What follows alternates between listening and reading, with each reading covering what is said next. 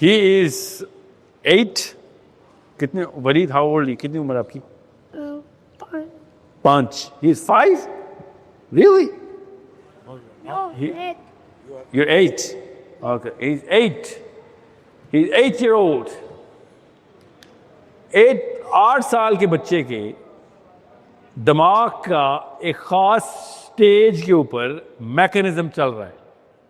वो स्टेज समझाने की जरूरत नहीं है, बहुत बड़ी बालजी में नहीं जाऊंगा. पढ़ लें, IMS में आए और स्टेजेस ऑफ द ब्रेन पढ़ें, आपको पता चले इस वक्त अंदर क्या हो रहा है. इसके अंदर इधर देखिए इस बच्चे को और इधर समझे मैं क्या कह रहा हूं. ये लेफ्ट और राइट दो अलग अलग लोग हैं. एक एक्सट्रीम पे है और दूसरी एक्सट्रीम पे. ऐसे समझने आपने इस ग्राफ. ये ग्राफ 3-4 दफा आएगा. सो एक बच्चा इधर खड़ा हुआ है, एक बच्चा इधर खड़ा हुआ है, दो एक्सट्रीम के बच्चे. इस वक्त ये बच्चे की आइडेंटिटी क्रिएट हो रही है. मुस्लिम आइडेंटिटी कब और कैसे बनानी है आपको पता होना चाहिए. पिछले 70-80 सालों में पाकिस्तान में जितने भी बच्चे पैदा हुए, उन सब की तकरीबन ज्यादातर की, ऑफ कोर्स सबकी नहीं, ज्यादातर की, करोड़ों बच्चों की एक ही सांचे के अंदर आइडेंटिटी क्रिएट की गई. बहुत बड़ा मौजज़ा है, बहुत ही बड़ा मौजज़ा है. मगर उसकी आइडेंटिटी को हेल्प करने के लिए पूरी दुनिया के 150 अलग अलग ममालिक ने हेल्प की थी. तब कहीं पाकिस्तानी अपने बच्चों की आइडेंटिटी बना रहे थे. वो कैसे हेल्प की थी और क्या थी अभी आपको पता चलेगी. इस एज के अंदर बच्चा सिर्फ और सिर्फ इमोशनल एसोसिएशन करता है. इमोशनल एसोसिएशन क्यों? क्योंकि इसका ये फ्रंट के ऊपर जो ब्रेन का हिस्सा जो इसका बनना है, अभी जो मेरा और आपका बना हुआ है, 12वें साल में बन जाता है, शुरू हो जाता है बनना. ज्यादातर 12वें में ही बन जाता है, 11 और 12 के बीच. ये इसका भी बनना ही नहीं हुआ. So this is not a functional part of his brain. Allah अज़्ज़ा व जल ने आसमान से जो तारें लटकनी हैं आखिरत वाले दिन, जो नक्शा खींचा है, वो तार हर बंदे के लिए अलग अलग लॉक लगाएगी. यहां पे आके लगेगा वो लॉक. यहां से डेटा पूरी तरीके से हम प्रोसेस करके अमल करते थे. आप जबानें नहीं बोलेंगी, अमल खुद नजर आएंगे आपको. ये वाला हिस्सा है जो डिसीजन लेता था कि ये करूं या ना करूं, गुनाह करूं या ना करूं, सवाब करूं, सुबह उठूं, वोट डालूं, ये किताब पढ़ूं. वाकई में साहिल साहब जो कह रहे थे ये कर लिया तो इस पर तो मेहनत लगेगी, करूं या ना करूं. ये बच्चा अभी इसके काबिल है ही नहीं कि ये फैसला कर सके बेस्ड ऑन एनी रैशनल. ये दिमाग का हिस्सा बना ही नहीं हुआ. वो तो 12वें साल में बनता है. अब तो साइंस को पता चला है. इसको बोलते हैं स्पेक्ट इमेजिंग, SPECT. इसलिए पूछा डॉक्टर कौन है, वो बेहतर तरीके से समझाते हैं आपको. सो अब हमें पता है कि 12वें साल से पहले ये बच्चा डिसीजन नहीं ले सकता. तो अल्लाह अज़्ज़ा व जल ने 1400 साल पहले हमें क्या बताया था? सवाल कब से स्टार्ट होंगे आप पे? आखिरत के सवाल कब से स्टार्ट होंगे? 12वें साल से. इसलिए ये बच्चा गुनाह कर ही नहीं सकता. मगर इसको रोज अम्मी जहन्नुम से डराती 8 साल हो गए इसको. जिस बच्चे को गुनाह करना भी चाहे तो नहीं कर सकता, सजा होनी नहीं, उसको उसकी मां ने जहन्नुम से डराया हुआ. अल्लाह ने इसके ऊपर कोई बोझ नहीं डाला कि तू बेशक नमाज भी ना पढ़. अम्मी ने इस पे फिजिक्स केमिस्ट्री का बोझ डाला हुआ है. अल्लाह ने सबसे बड़ा सवाल था वो नहीं पूछना, अम्मी ने इससे रोज 50 सवाल पूछने. सो हो क्या रहा है? अल्लाह का बनाया हुआ सिस्टम और नवाज शरीफ का बनाया हुआ सिस्टम तसादम कर जाते हैं. और अम्मी कहती है नवाज शरीफ का बनाया हुआ सिस्टम पूरा करूंगी. 70 साल से ऐसे हो रहा. अब इस वक्त क्या हो रहा है? इसकी आइडेंटिटी कैसे बनती है? ये गौर है सवाल, असली सवाल ये है. तो वलीद, वलीद की अम्मी और अब्बू ने 4 साल पहले एस्टिमेटेड है, थोड़ा आगे पीछे हो सकता है, give and take a year. 4 साल पहले वलीद को बताया था कि वलीद एक मुसलमान है, और हमारे 70 साल के पार्लियामेंट हाउस को नहीं समझ आई मुसलमान का क्या मतलब है। वलीद की अम्मी समझ रही थी 4 साल वाले को समझ आ जाएगी।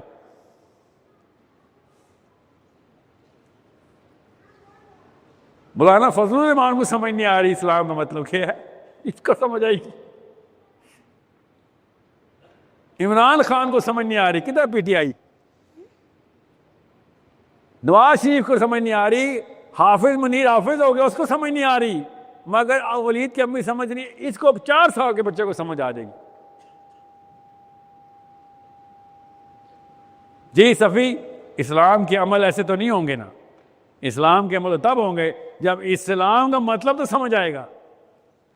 अमल तो डोनाल्ड ट्रंप इस्लाम में कर जाता है 50-100 में से, मकसद उसका इस्लाम नहीं होता अमल, लेकिन इस्लाम के होते। ताकत में आता है वो, टॉमाहॉक्स बनाता है, अपाची बनाता है, वो पैसे इकट्ठे करता है, लॉबिंग करता है, वो इस्लाम के लिए नहीं करता काम, लेकिन इस्लाम के ही है, फर्ज अल्लाह नहीं किए में। तो फिर क्या होता है वलीद के साथ, क्या होता है, वलीद कहता है अम्मी इस्लाम मुसलमान ये क्या होता है। छोटा था 4 साल का, इसने पूछा था किधर अम्मी आपकी, अम्मी हाथ खड़ा करें, वो है आपकी अम्मी, घर पे नहीं है, वो बैठी है, वो देखो वो आई हुई है। तो अम्मी ने कहा था बेटा अल्लाह एक है। वलीद ने सामने पूछा अल्लाह क्या होता है, तो अम्मी ने क्या कहा, हम सबको बताया है, खाली वलीद की अम्मी ने नहीं बताया। वो आपकी अम्मी ने भी, मेरी अम्मी ने भी वही जवाब दिया था। तो उससे क्या हुआ था, एक डेफिनेशन जैसी भी बनती थी, क्योंकि इस उम्र में तो जाहिर है जो भी तस्वीर बनेगी बनेगी। अल्लाह ताला ने बनाया है, अल्लाह एक है, ये सब बातें रटवाई गई बच्चे को, हम सबको रटवाई गई। मतलब ना पता थे ना पता किए, मगर उन डेफिनेशन से ये अटैच हो गया। अब ये स्कूल जाता है, और स्कूल में अगर कोई बच्चा किसी और मजहब का हो तो इसको अचानक शॉक लगता है। He stares at him, जैसे कि कोई अजीब सी मखलूक है। हालांकि अजीब इसलिए कि उसका नाम पीटर है, उसका नाम जो भी है, वो ये कहता है आई एम अ क्रिश्चियन। अचानक ये बच्चा शौक में चल जाता है कि हैं तुम अल्लाह को नहीं मानते।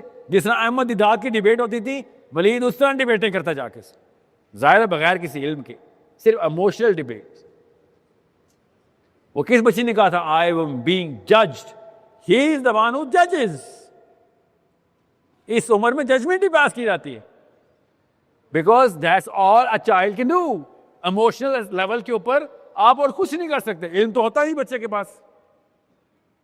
इस वक्त ब्रेन सिर्फ लिम्बिक सिस्टम के साथ खेल रहा है। लिम्बिक सिस्टम क्या होता है, लिम्बिक सिस्टम होता है, वो उसने डाली नहीं है उसकी, बाय द वे मुझे माइन ऑडियो चाहिए होगी इस वीडियो की। सो ये बच्चा सिर्फ उन बच्चों के आसपास घूमेगा फिरेगा, वलीद की अम्मी वलीद के अब्बू, जो इमोशनली इसके साथ एसोसिएट करेंगे। सो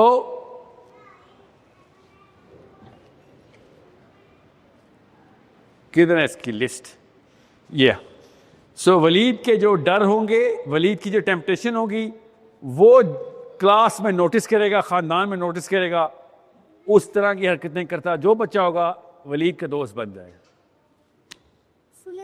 जो सुलेमान नाम का, ठीक है।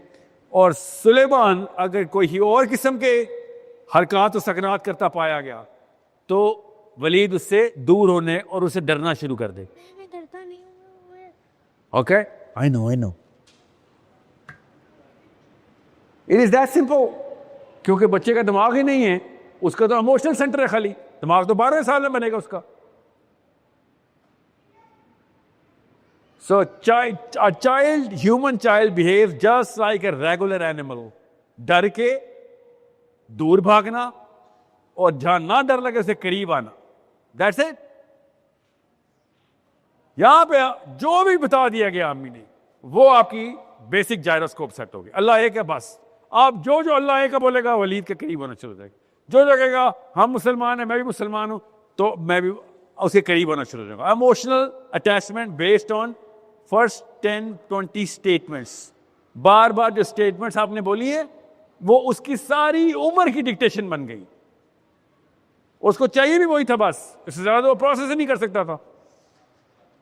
मसला ये है कि ये सिर्फ 8 साल का रहना नहीं है ना, ये 18 को होना है, ये 38 का होना है, इसके बीच में कुछ वाकयात होने हैं अभी।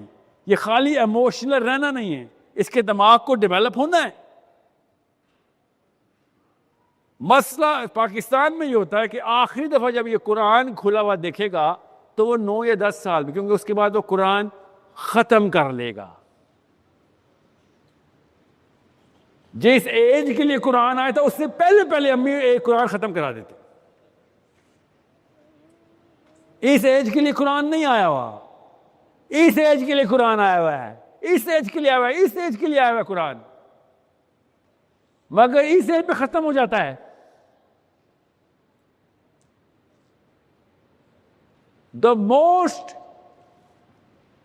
exhilarating book in the planet, in the universe, और वो इस एज के बच्चे को मिले जो कि नर्सरी राइम्स भी पूरी तरह नहीं समझ सकता, उसको कुरान दे के खत्म करवा दें,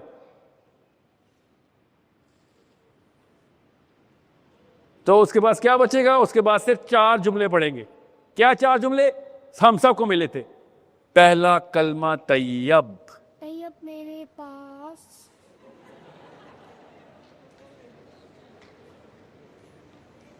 अम्मी जी। ये सिर्फ पाकिस्तान में सिखाया जाता है, पूरी दुनिया इस्लाम में। पहला कलमा तैयब, तैयब माने पाक। आगे क्या है? ला इलाहा, ला इलाहा, ला इलाहा इल्लल्लाहु मुहम्मद, मुहम्मदुर रसूलुल्लाह। मुहम्मदुन रसूल। या क्या मतलब होता है बेटा इसका? पहले कलमा से जी। आगे आगे जहाँ रोजे, आगे क्या? जहाँ रोजे मिजनात का, आगे क्या है? जहाँ जहाँ रोजा है। जी जी अच्छा। अच्छा। ये गुनाह कर ही नहीं सकता, अल्लाह ने इसको टोटल अलाउंस दी हुई है, क्योंकि ये समझ सकता ही नहीं है। और ये आखिरी एक्सपोजर है इस्लाम का, उसके बाद सिर्फ और सिर्फ नवाज शरीफ का एक्सपोजर है इसको, बिजनेसमैन मलिक रियाज का एक्सपोजर है, लड़कियों का एक्सपोजर है, शादियों का एक्सपोजर है। इस्लाम का आखिरी एक्सपोजर 8 साल, कुरान का आखिरी एक्सपोजर 8 साल। That's the problem. दिस यहां पे इस्लाम खत्म होता है हमारा, यहां पे नहीं, यहां पे खत्म होता है। 4 साल की उम्र में शुरू होता है हमारा इस्लाम, 8 साल में हम इस्लाम खत्म कर देते। इसलिए हम पे नवाज शरीफ आते हैं और हम पे इमरान खान और ज़रदारी आते हैं, इसलिए हम पे चीफ ऑफ आर्मी स्टाफ आते हैं, इसलिए बराक ओबामा आते हैं। 4 साल के मुसलमानों पे आने चाहिए ना, फिर 8 साल के मुसलमानों पे कोई भी आ सकता है। This is the last time, last year of his Muslim exposure, literature exposure, philosophy exposure. जो आइंस्टाइन ने सवाल नहीं पूछे वो इसने पूछे थे अम्मी आपसे कि अल्लाह को किसने बनाया? अगर अल्लाह ने सबको बनाया, अल्लाह एक क्यों है? फिलॉसफी के सवाल थे।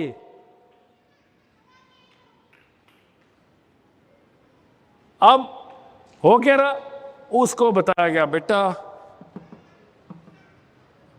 तेरे सारे सवालों का एक ही जवाब, दोबारा पूछ के दिखा, सुबह दोपहर शाम,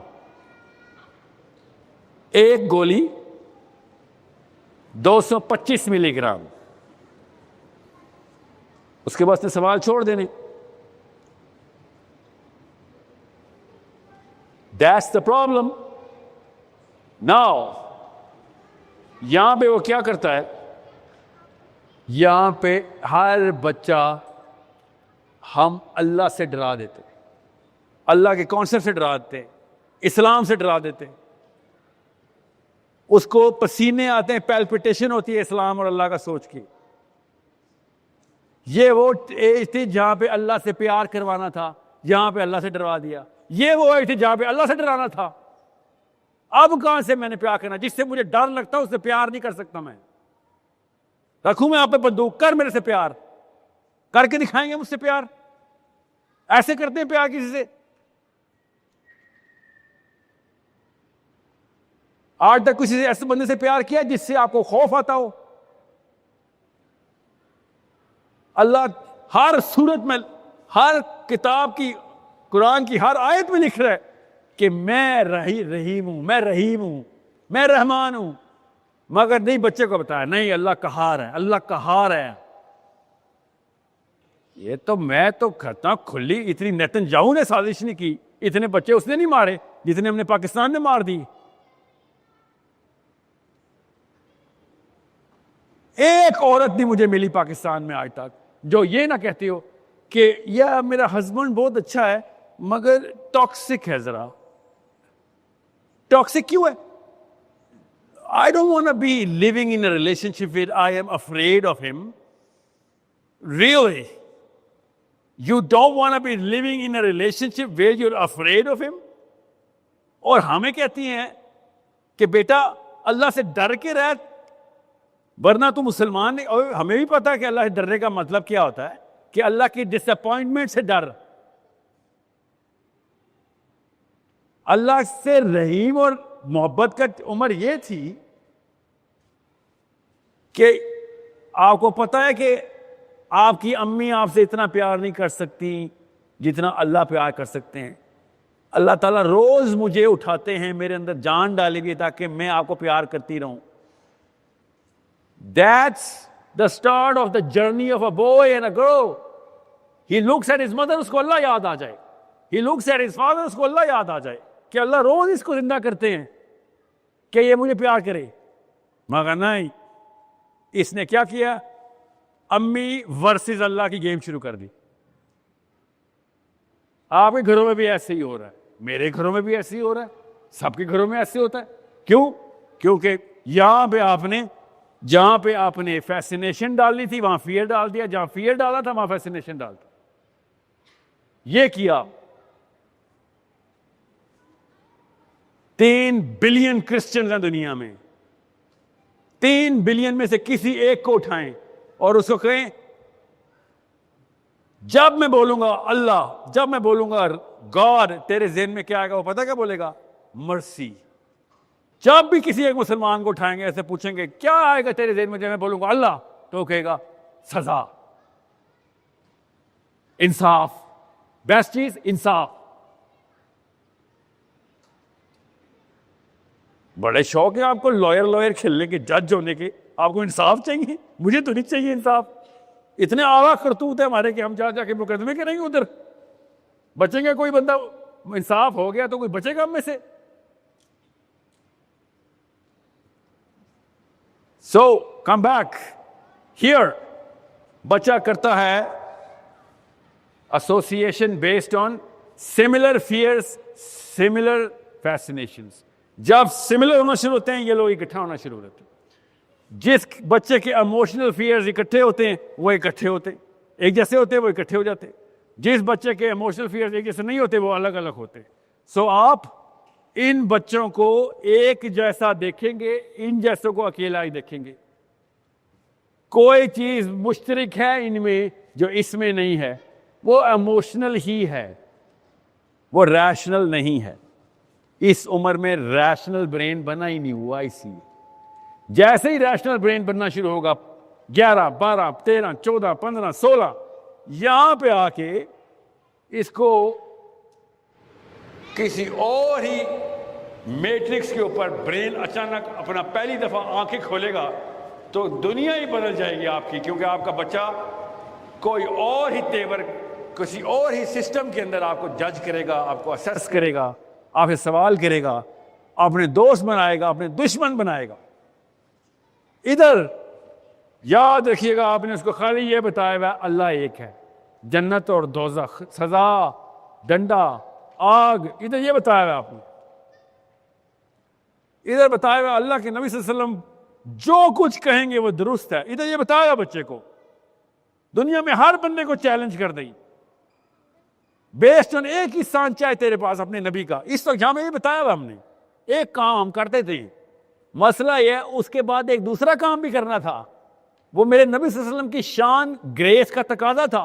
खाली ये नहीं बताना था कि नबी सल्लल्लाहु अलैहि वसल्लम कामिल तरीन हस्ती हैं, उन्होंने जो कुछ किया वो सही किया, ये नहीं बताना था। खाली पढ़ाना था कि बेटा जीरो से लेके एंड तक पढ़, किस हस्ती की बात हो रही है। हर हीरो की कहानी पढ़ता है, मगर इसने सब हीरो पढ़ लिए सिवाय अपने नबी सल्लल्लाहु अलैहि वसल्लम की सीरा के। मोहम्मद अली जिन्ना पढ़ लेगा, अल्लामा इकबाल पढ़ लेगा, गांधी को पढ़ लेगा, इब्राहिम लिंकन को पढ़ लेगा, इमरान खान को पढ़ लेगा, नवाज शरीफ को पढ़ लेगा, मगर कभी भी this boy does not know 1% of his profit सल्लल्लाहु अलैहि वसल्लम। अब क्या होगा सोच लें, होगा ये कि मानेगा कि अल्लाह के नबी सल्लल्लाहु अलैहि वसल्लम दुरुस्त है, उनके अलावा हर बंदा गलत हो सकता है, मगर जानेगा नहीं। तो जानने की रिक्वायरमेंट कौन पूरा करेगा? ये पूरा करेगा।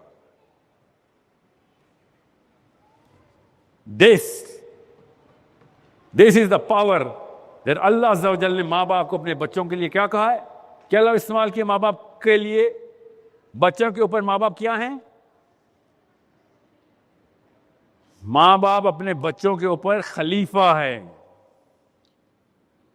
खलीफा कुरान बता रहा है आपको कि तू जो करेगा वो सही मान लेगा, जिसको तू कहेगा गलत वो उसको गलत मान लेगा।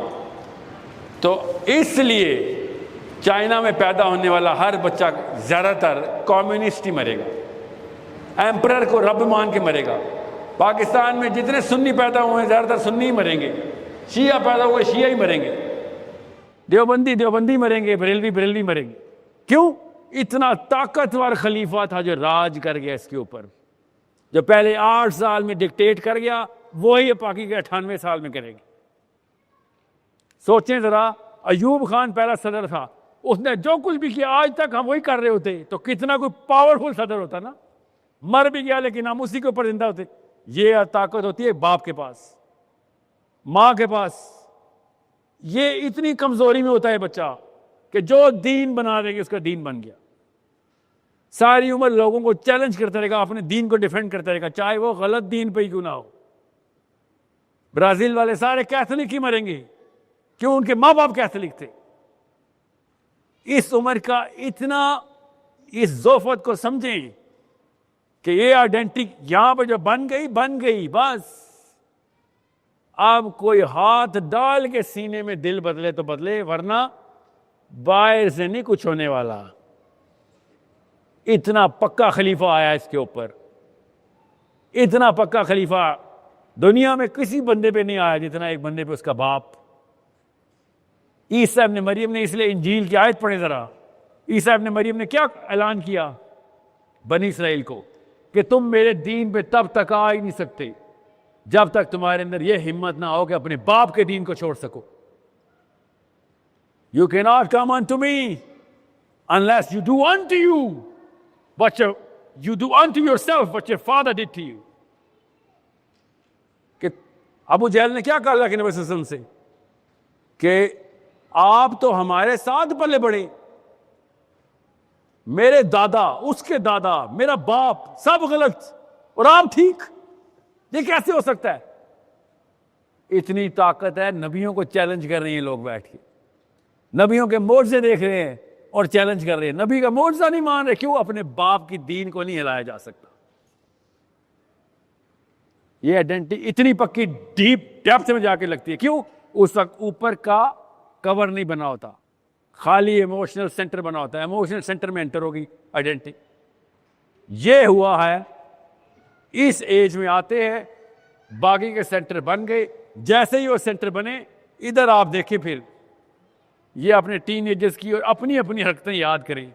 यहां पे एसोसिएशंस कैसे बन रही थी, आप अपनी हम शनाख्त लोगों के साथ इकट्ठे कैसे हो रहे थे?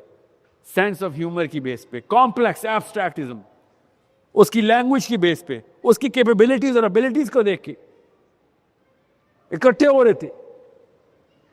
कौन कौन सी फिल्म का हीरो को पसंद करता है, कौन कौन से ड्रामे देखता है, कौन कौन पीटीआई का है, कौन कौन मुस्लिम लीग का है, इकट्ठे हो रहे थे। बच्चे तो ऐसे नहीं सोचते, आप लोगों को इसकी कॉन्सेप्टलाइजेशन थी। कौन किस मस्जिद में जाता है, इकट्ठा हो गया। कौन किस टीम को फॉलो करता है, इकट्ठा हो गया। लोगों की कॉन्सर्ट्स के ऊपर शादियां हुई हुई हैं, इतना पक्का बॉन्ड बन जाता है। पीटीआई के कॉन्सर्ट पे भी हुई होगी शादी किसी की, खाली सिंगर्स की बात नहीं कर रहा हूं। नवाज शरीफ के जलसे में भी एक लड़के ने लड़की को देख लोगे, आप भी मैं भी, एक ही रब बनाया हुआ हमने। दीनदार इकट्ठा हो जाता है याद। अब कौन सा दीन है उसके ऊपर फैसला करना है। यहां पे फिर टेस्ट होती है असल में बिलीफ। इधर इमोशन था, इधर आपने उसी इमोशन को बगैर किसी तरतीब के और तरकीब के रैशनलाइज करना शुरू कर दिया, क्योंकि आप ब्रेन बन चुका था। आप इतने बायस से अपने बारे में कि आपने समझा मैं जो हूं, चूंकि मैं एक देवबंदी मुसलमान हूं, हयाती हूं, तो मुझे इसके ऊपर अब आर्ग्यूमेंट्स भी इकट्ठे करने और रैशनलाइज भी करना शुरू कर दिया। मैं एक बरेलवी हूं, मैं एक शिया हूं, किताबें खोलनी करके अपने आप को सही साबित करने के दलाइल इकट्ठे करना शुरू कर दिए, और मरबूत हो गए और मुतकब्बर हो गए। यही नहीं सोचा कि ये चारों लफ्ज तो कभी अल्लाह के नबी सल्लल्लाहु अलैहि वसल्लम ने नहीं बोले। ना देवबंदी बोला, ना बरेलवी, ना शिया बोला, ना सुन्नी।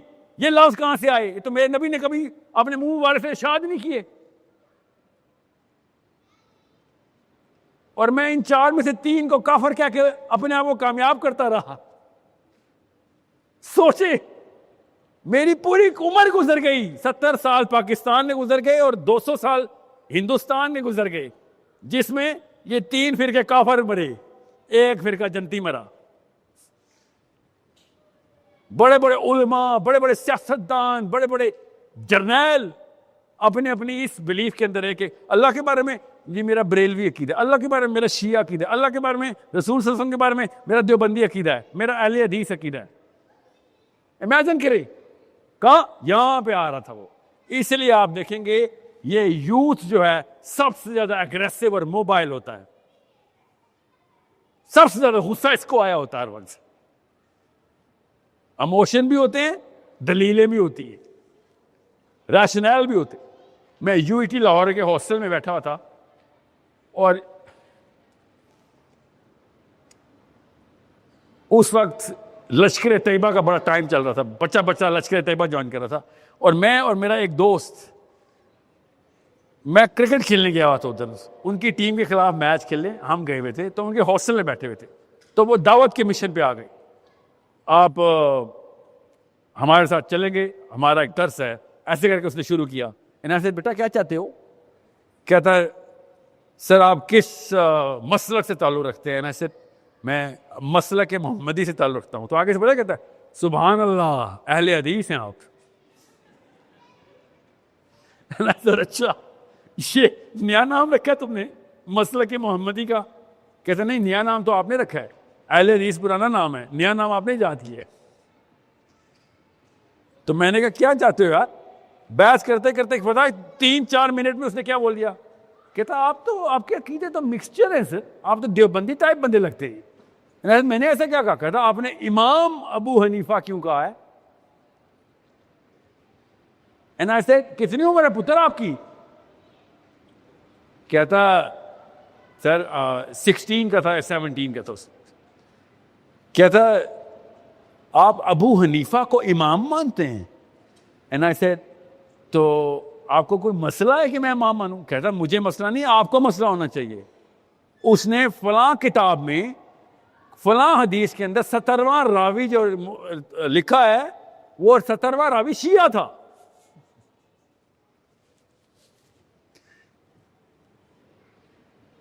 उसको इमाम मानते हैं आप, जिसने हदीस नकल की है, जिसके 21 रावियों में से 17वां रावी शिया था।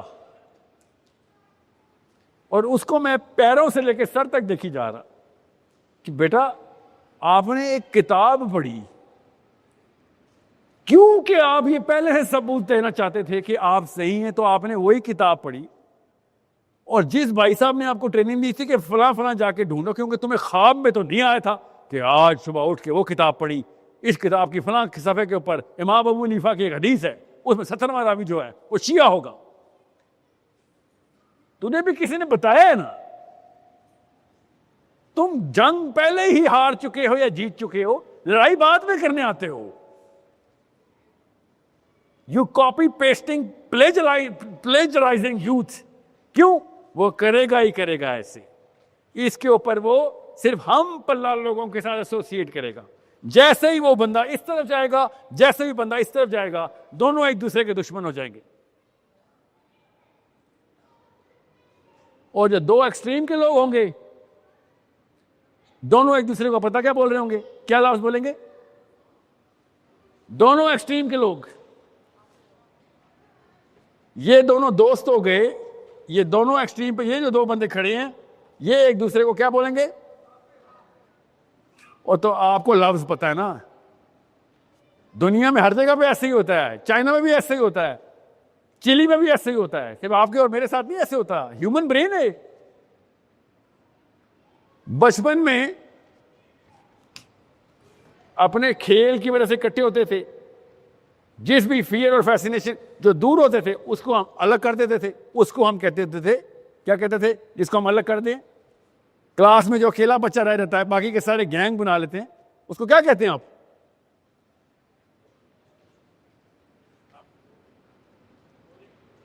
बोरिंग नहीं कहते बेटा उसको जी। इसको छोड़े बच्चों को। इधर ये लोग सारे दोस्त हो गए, एक तरीके के लोग हो गए। इधर जो अलग हो गए ना, ये दो एक्सट्रीम पे जो लोग होते हैं उसको बोलते हैं एक्सट्रीमिस्ट। तो हाँ हाँ बिल्कुल सही जा रहे हो, सही जा रहे हो। एक्सट्रीमिस्ट को क्या कहते हैं हम? पागल। हाँ, साइको, पागल, बिल्कुल सही कहते हो। मगर ये तो आप लोग बोल रहे हैं, और समझे इस बात को। इसको ये बंदा और इसको ये बंदा कहता है रैडिकल। रैडिकल। आप लोग एक्सट्रीमिस्ट इसलिए कहते हैं बिकॉज अब अंग्रेजी आपकी मादरी जबान नहीं है, आप उसका फैशनेबल लफ्ज यूज करते हैं। एक्सट्रीमिस्ट है, एक्सट्रीमिस्ट। आपको तो बहुत ज्यादा ये लफ्ज बोला जाता है एक्सट्रीमिस्ट, लड़कियां सबसे ज्यादा इस्तेमाल करती है। एक्सट्रीमिस्ट टाइप लड़की है। अल हुदा की हो या अल कायदा की हो, इन दोनों में से कोई एक अल तो लगाना पड़ेगा। रैडिकल बिहेवियर है, रैडिकल बिहेवियर। ये कौन कहता है? जब उसको कुछ भी एक जैसा नहीं मिल रहा होता, हालांकि ह्यूमर भी होगा, हालांकि लैंग्वेज भी वही होगी, कैपेबिलिटी शायद ज्यादा हो, मगर यहां पे बिलीफ टकरा गई। और वो कहां से आ रही है? एक छोटे से काके से बिलीफ आ रही। अगली एज में क्या होता है? अगली एज में आपकी शऊर की एज होती है। आप ब्रेन से जरा सा तलाक ले रहे होते हैं, ब्रेन से भी, केमिस्ट्री से हट के फिलॉसफी की तरफ जा रहे होते हैं। आप पे असर नहीं होता अपनी नफसानी ख्वाहिशात का, आप सोचते हैं और सोच के वो तमाम चीजें रिजेक्ट करने की कैपेबिलिटी रखते हैं। अल्लाह के नबी सल्लल्लाहु अलैहि वसल्लम ने शाह फरमाया, जिसको 40 साल तक हिदायत नहीं आई फिर नहीं आई,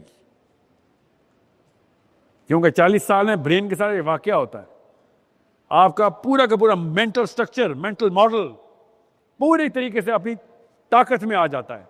फिर आप सोच समझ के खुद सही और गलत फैसला करने की ताकत रखते हैं। इसलिए आपको बता रहा हूं, ये मौलाना इसहाक जैसा बंदा, मौलाना मौदूदी जैसा बंदा, डॉक्टर इसरार जैसा बंदा, सैयद कुतुब जैसा बंदा, मगर स्पेशली आपके लिए, क्योंकि ना आप मौदूदी साहब को जानते हैं, ना आप सैयद कुतुब को जानते, और आप में ज्यादातर डॉक्टर इसरार को लाइव भी देख चुके, क्योंकि आप पेशावर किए।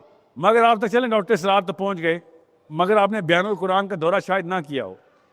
पाकिस्तान में मौलाना इसहाक को मैं क्यों इतना हाई रेट करता हूं? मौलाना इसहाक वॉज द फर्स्ट मैन जिसने यहां पे आके इसको चैलेंज कर दिया और इसकी जबान में बोला और समझा दिया और लोगों की बेसिक्स क्लियर कर दी। बेसिक्स लोगों ने अपने अपने घर में अपने आप को चैलेंज कर दिया, अपने माँ बाप को चैलेंज कर दिया with the perfect and most simple language and logic. Language वो इधर से पकड़ रहा था जिसको ग्रामर बोलते हैं, क्योंकि यूथ की अपनी ग्रामर होती है। रीजनिंग यहां से ले रहा था, यहां के लोग रीजनिंग देते हैं क्योंकि इतनी उम्र और इतना तजर्बा और इतनी सेंस आ चुकी होती है। यहां से वो लैंग्वेज को ट्रांसफर करते हैं और इधर इकट्ठा करते हैं लोगों को। इन लोगों को खींच के इधर लाते हैं, इन लोगों को खींच के इधर लाते हैं। ये देवबंदी था, या शिया था, बरेलवी था, इस तरफ इसकी क्या चीज कॉमनैलिटी के अंदर यहां से दो रेडिकल मूव करके आपस में कंबाइन करते हैं। ऐसे जत्थाबंदी होती है, मुसलमान ऐसे इकट्ठे होते हैं। ना देवबंदी बरेलवी के साथ मिल सकता है, ना शिया सुन्नी के साथ, सिर्फ मुसलमान ही मुसलमान के साथ मिल सकता है। It is very simple. तो फिर क्या हुआ? It is what happens everywhere. दुनिया के हर मजहब में, हर फिरके में, हर कौम में, हर कल्चर में जो तरीका होता है वही होता है। वही हुआ कि हम एक दूसरे के साथ फिलोसॉफिकली कनेक्ट होते हैं। आप सब के दरमियान में एक ही चीज कॉमन है, आप सब किसी एक बात पे क्लिंग कर गए कि ओ भाई ये तो कॉमन सेंस की बात थी, ये हमें पहले क्यों नहीं सोची। और आप लोग एक खास साइकिल के अंदर अपने ब्रेन को रिंस करना शुरू हो गए। और इस तरह के सेशन में नहीं पाएंगे खाली आप इस तरह के सेशंस क्रिएट करना भी शुरू हो गए। That's next stage 2। आपके बच्चों पे असर आना शुरू हो गया। वो वाली बातें जो कि बोझ बनी हुई थी आपके ऊपर और रोज करते थे, वो आपने छोड़ दी। और वो वाली चीजें जिनको आप कोई सीरियस नहीं लेते थे, वो उनके ऊपर काम शुरू करना शुरू कर दिया। वो अगली स्टेज है। अभी IMS ने वो वाली मूवमेंट नहीं शुरू की जिसमें वो लोग मैथमेटिक्स के वो वाले रिसर्च पेपर लेके आए जो इंटरनेशनल जर्नल में छपने के काबिल हो। फिजिक्स के जर्नल में छप रहे, खैर अल्हम्दुलिल्लाह 2-3 छप गए। आप IMS के बंदों के 2 फिजिक्स के paper international journal of physics में छप गए अल्हम्दुलिल्लाह। ऐसे ही काम शुरू होता है, एक्शन शुरू हो जाए। अभी तो पॉलिटिक्स में आना, आप लोगों ने इकट्ठे होंगे तो पॉलिटिकल एक्यूमेंट, हमें तो पॉलिटिकल कैपिटल चाहिए। ताकत में तो आना पड़ेगा। खाली IQ का अचार डालना है, मैंने खाली इल्म का अचार डालना है जब इसका कोई मसरफ ही नहीं। दुनिया का सबसे बड़ा लीडर, हर तरह का लीडर जो सबसे बड़ा गुजरा है, वो हमारे prophet peace be upon him सैयदना मुहम्मद रसूलुल्लाह सल्लल्लाहु अलैहि वसल्लम है। हम क्या गैर भी जिनको सबसे बड़ा लीडर माने, कुफार भी जिनको सबसे बड़ा लीडर माने, क्या हमारे ख्याल में वो हमारी सियासी रहनुमाई नहीं करके गए?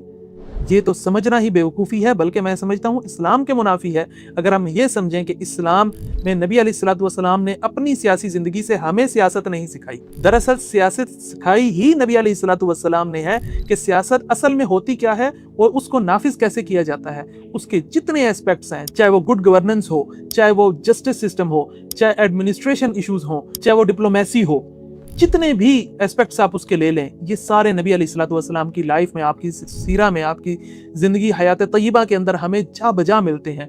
तो ये बुनियादी मकसद है इस सब्जेक्ट को ऐड करने का कि नबी सल्लल्लाहु अलैहि वसल्लम की सियासी बसीरत को समझा जाए और उसको आज की सियासत के ऊपर अप्लाई किया जाए और इसी तरह सियासी उसूल वज़ा किए जाएँ। जिस तरह नबी सल्लल्लाहु अलैहि वसल्लम ने मदीने की रियासत की फॉर्मेशन की थी, वो कौन से प्रिंसिपल्स थे जिनके ऊपर रियासत मदीना की फॉर्मेशन हुई थी, उनको हम सीखेंगे नबी सल्लल्लाहु अलैहि वसल्लम की सीरत से, खुलफाए राशिदीन की सीरत से।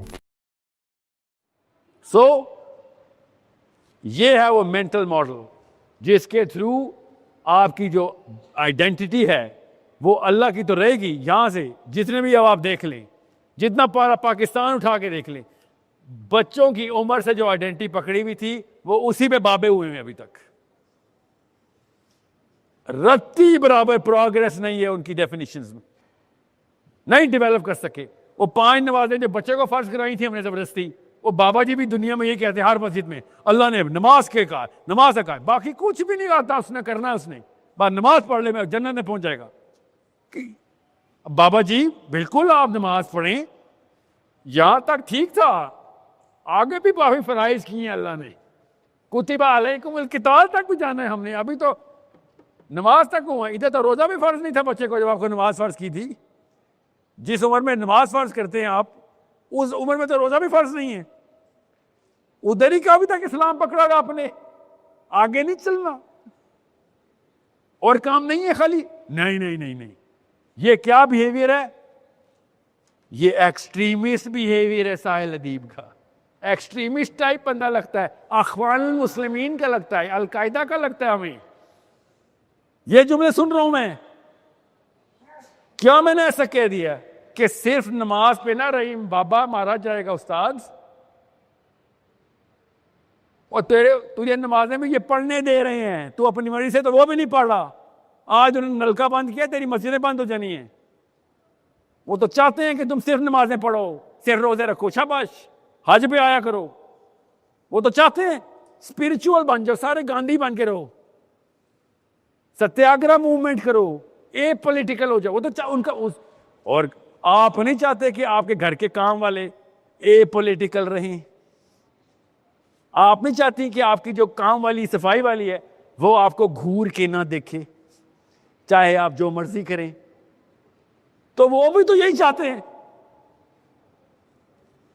आप नहीं चाहते घर वाले जब आपकी काम वाली कहे सर मैं इस खास मजहब से हूं, मुझे बस कुछ इबादत करनी है, मैं कर लिया करूं, आप कहेंगे जरूर कर लिया करो। मगर आपकी काम वाली कहे ना कि बाजी ये 2 नंबरी दोबारा नहीं चलेगी, तो आपने क्या करना उस काम वाली के साथ? सोचे, हम सबको पता उस काम वाली के साथ क्या होना। एक दफा सोचे, आप बड़ी मुश्किल से जाके सना सफीना से कपड़े लेके आए और आपकी काम वाली सुबह दरवाजा खोल के बाजी क्या हाल है, उसने भी वही जोड़ा पहना हो। दोज़ख कबूल है, वो दिन नहीं कबूल है ना। क्योंकि जब गुलाम ताकत में आते हैं ना तो आका की कुर्सी हिल जाती है। सोचें, खवातीन से बेहतर कोई नहीं जानता इस तकलीफ का जो मैंने अभी दी है उनको।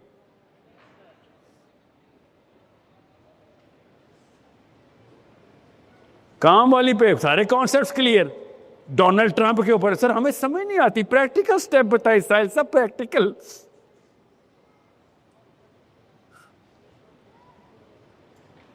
इतनी सी बात थी जो अंकल को मस्जिद में समझ नहीं आ रही कि अंकल आपकी मस्जिद जो है ना वो पीटर एंड सन्स ने खोली हुई है, वो जिस दिन दुकान बंद करेंगे आपकी अजान बंद हो जानी है।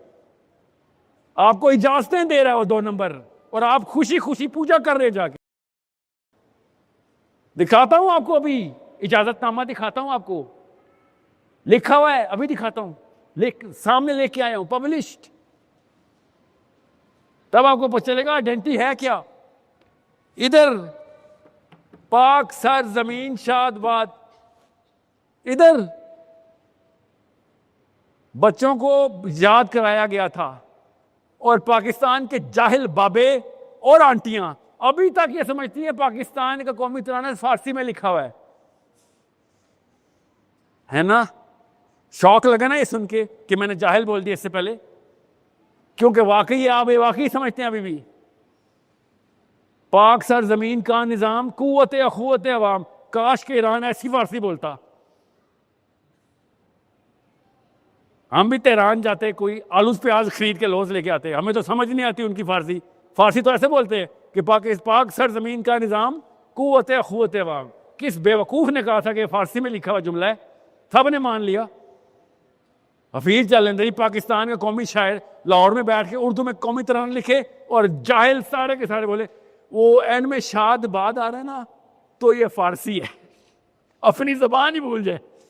और इतने से बच्चे को ट्रेन करें और वो बच्चे बड़े होकर अपने और बच्चे पैदा कर ले, और सारी कौम माने कि पाकिस्तान का कौमी तराना फारसी में लिखा हुआ है। यहां समझ आती है कि ये है हमारी आइडेंटिटी की औकात। हमारी आइडेंटिटी 4 साल के बच्चे की ताकत रखती है बस। आज से पहले आप भी नहीं समझते थे पाकिस्तान का कौमी तराना फारसी में लिखा हुआ है, क्योंकि आप लोगों को किसने पूछ लिया ना, तो जिस टीचर से पूछा था टीचर को भी नहीं आता था, उसने भी कहा हाँ तो फारसी में लिखा, दोबारा ना पूछिए। इतनी बेहिस और इतनी जाहिल कौम के बच्चे इसी तरह की आइडेंटिटी लेके आते।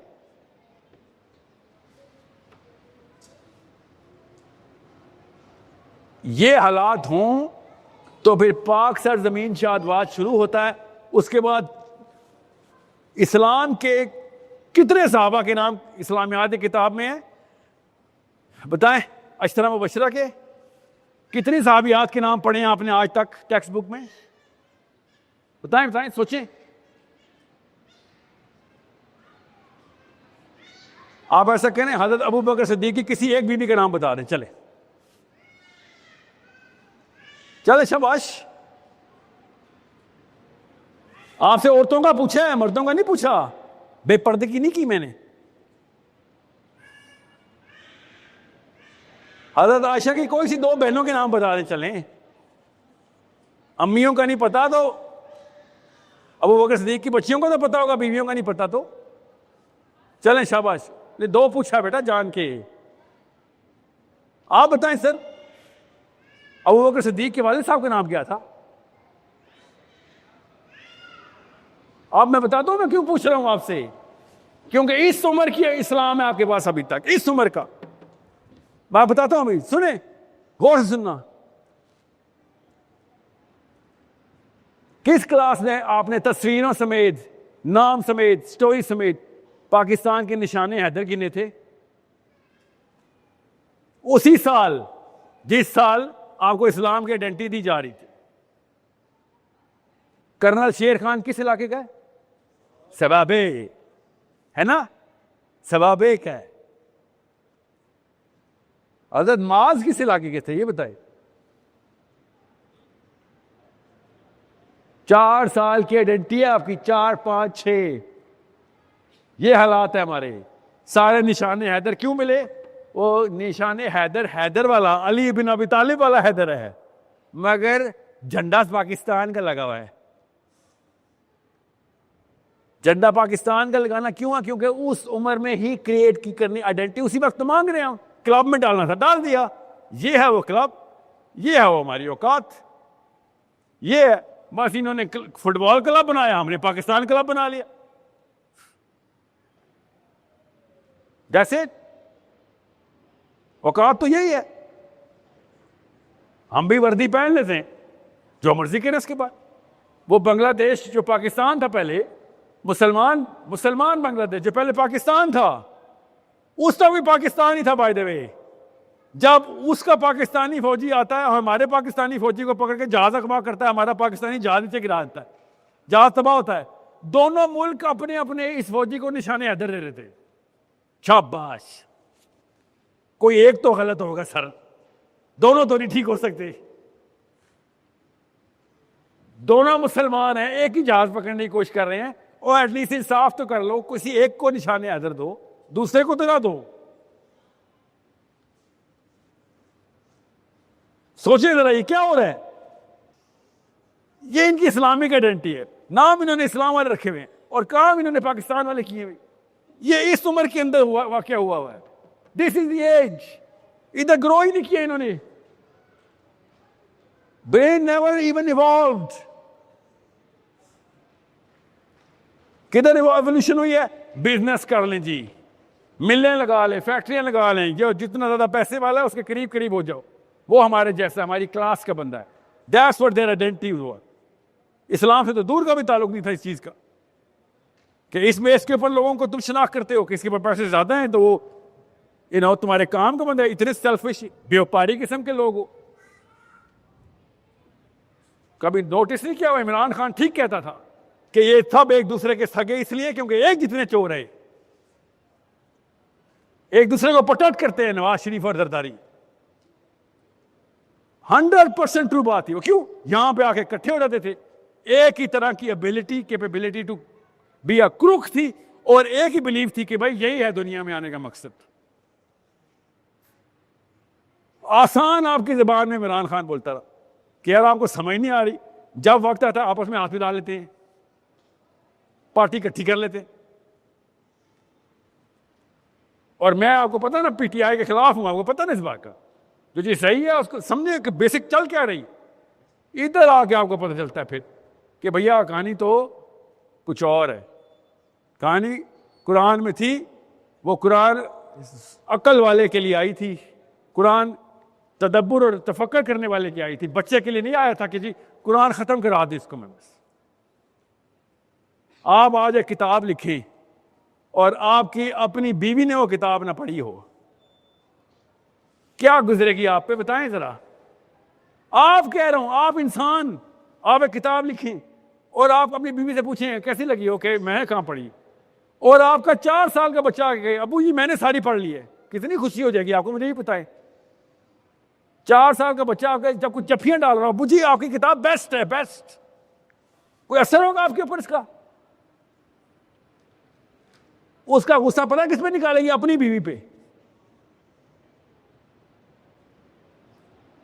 कि काश तूने पढ़ ली होती, मुझे अपने बेटे पे आज इतना गुस्सा ना आता। क्योंकि 4 साल के बच्चे ने क्या समझ लेना आपकी किताब में से, उसकी तारीफें करने से ना कोई फर्क पड़ना, ना आपको बुराइयां करने से। ये हमने किया कुरान के साथ, हमारे बच्चों से हमने कुरान खत्म कराया और बड़ों से हमने इस्लाम खत्म कराया। It is such a simple basic concept. ये है जी तराना, किधर आके फंसा है। लगाए वीडियो जरा। खुद ये वो लोग हैं जिनकी मैं आपको ये तस्वीरें दिखा रहा हूं, जो फलसफे की पीक पर समझते हैं अपने आप को। ये खुद वो लोग हैं जो अपनी आर्मी को रोज, अपनी अमेरिकन आर्मी को, इसराइली और ब्रिटिश आर्मी को रोज इतना ऑनर देते हैं कि मैं आपको बताएं, मैं उनके मुल्कों में रहा हूं ना, इतना ऑनर किसी को नहीं मिलता जितना एक वर्दी वाले को मिलता है इनके मुल्कों में। और जब इस्लाम की बारी आती है तो कहते हैं यू वॉरलॉर्ड्स, तुम जहाद को, जहाद बिल किताल को तुम लोगों ने इतना ऑनर दिया हुआ है। तो भाई तुमने क्या डिसऑनर किया अपने जहाद को? आए दिन अपनी आर्मी को ही ऑनर देते हो तुम। वेटरन है, डेकोरेटेड सोल्जर है। कोई दुकान में घुस गया इनका फौजी, तो दुकान साइड पर रहती है कि पहले इसको मैंने सर्विस देनी, अपनी फौज को ऑनर देना। और जब हम अपने इस्लाम में जहाज को ऑनर दे तो नहीं ये रेडिकल्स है, रेडिकल्स, क्योंकि वहां पे मुल्क के लिए लड़ा हो, हम यहां पे अल्लाह के लिए लड़े। That's the problem. मुझे इसकी ऑडियो नहीं देंगे तो वीडियो का कोई फायदा नहीं सर। ऑडियो की कैपेबिलिटी है इधर, हो सकती है। क्या हुआ? छिड़का हो रही सर, उसको फिर आवाज ब्लास्ट होगी। खैर मैं सब चुप रह जाऊंगा ना। हाँ, शुरू से लगाएं, शुरू से।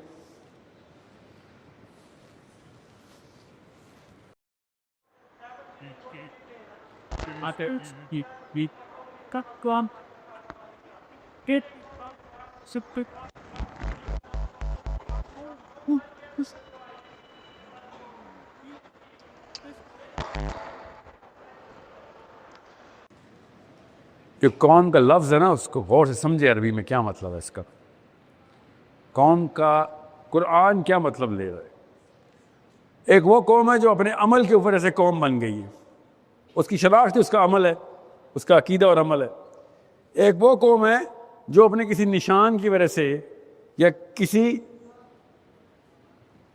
टाइटल की वजह से कौम बनी हुई है। समझ रहे? अल्लाह ने हमें कहा था कि ये वो कौम है, हमें मुसलमानों को कहा था। क्या कहा था कुरान पाक में? ये कौम की निशानी क्या है? पढ़े जरा। कौम का लफ्ज बड़ी जबरदस्त तरीके से अल्लाह ताला ने इस्तेमाल किए। पढ़े, सोचे कौम का लफ्ज किधर आया? आपने कहां से कुरान की आयत अभी इस पढ़ी है आपने? सूरह इब्राहिम की सूरह निसाब खोली। या अय्युहल्लज़ीना आमनू मन यर्तद्द मिनकुम अन दीनिही फसौफ यातिल्लाहु बिकौम। आगे पढ़े, अल्लाह बता रहे कौम का मतलब बताते हैं इसके बाद ही। क्या है अल्लाह ताला ने क्या कहा इसके फौरन बाद?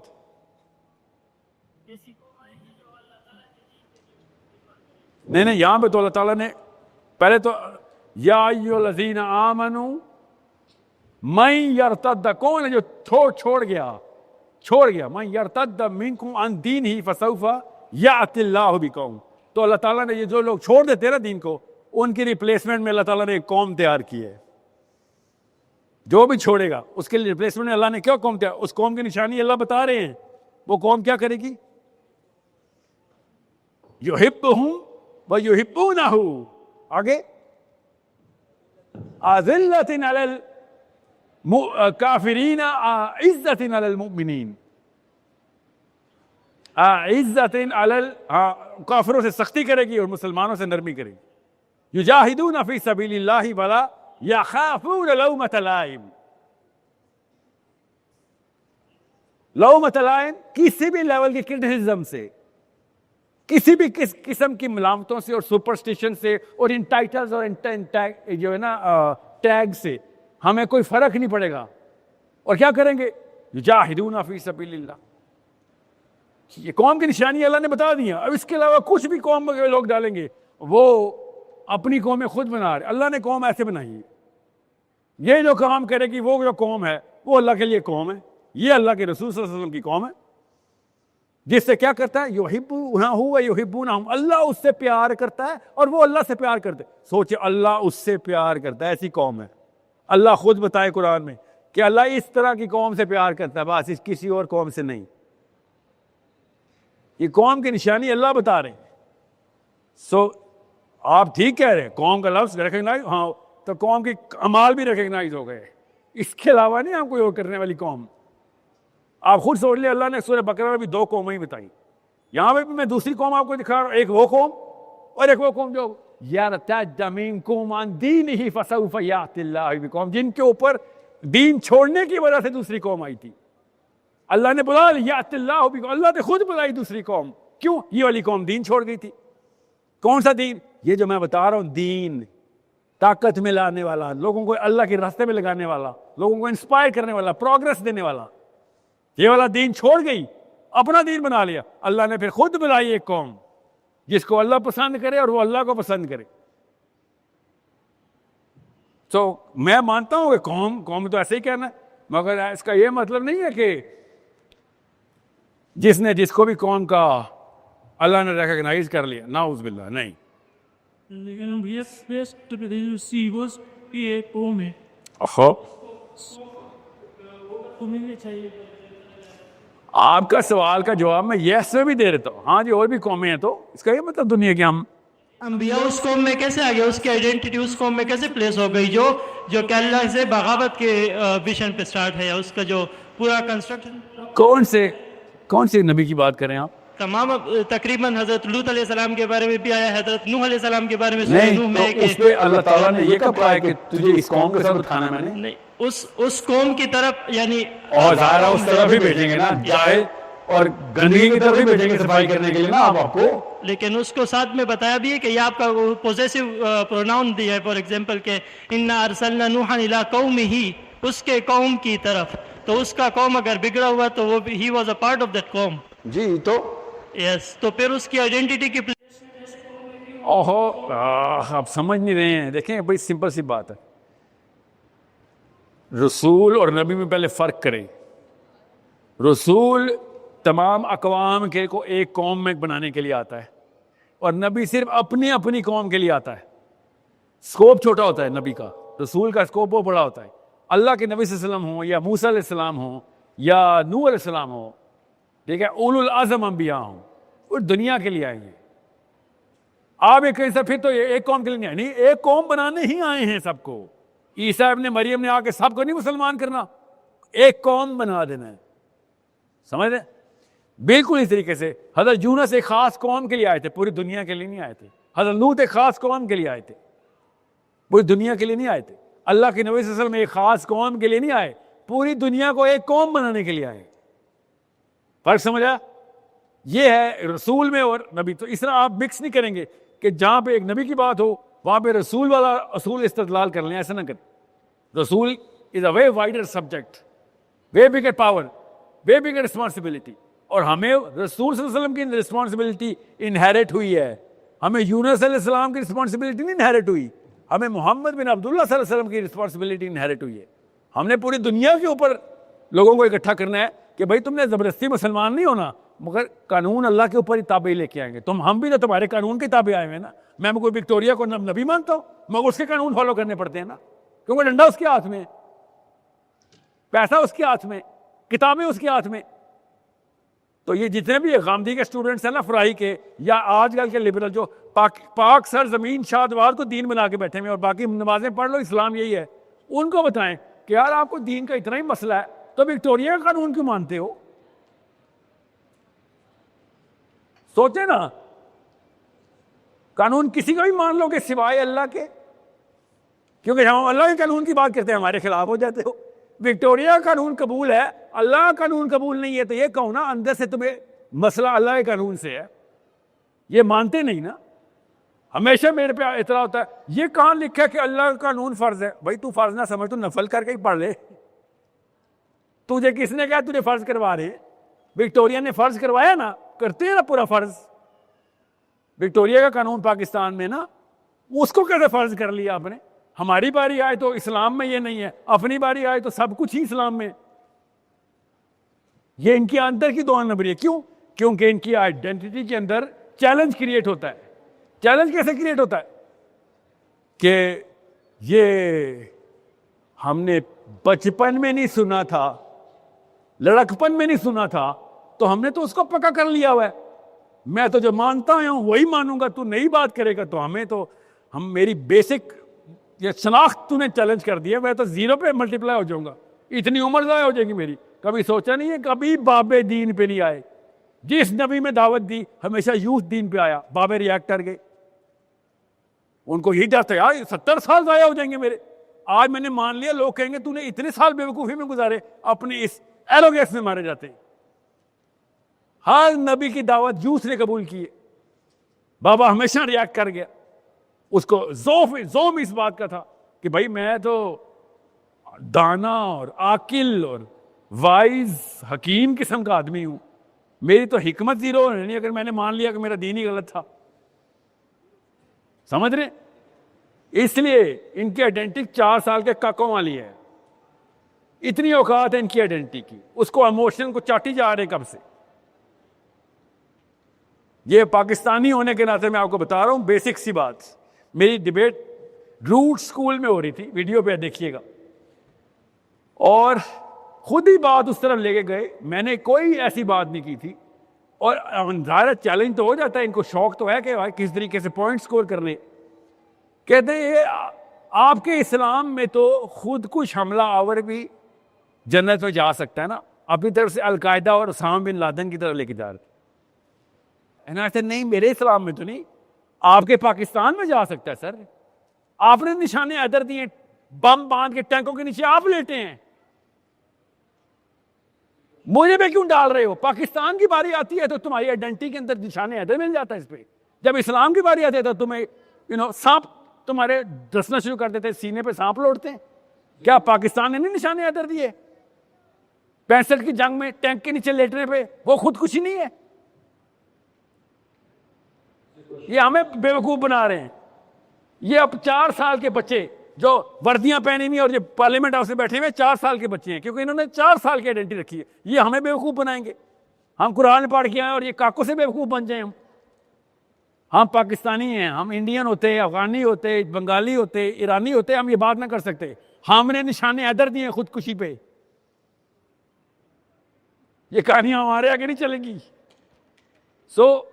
ये मुस्लिम आइडेंटिटी को आसान से समझे।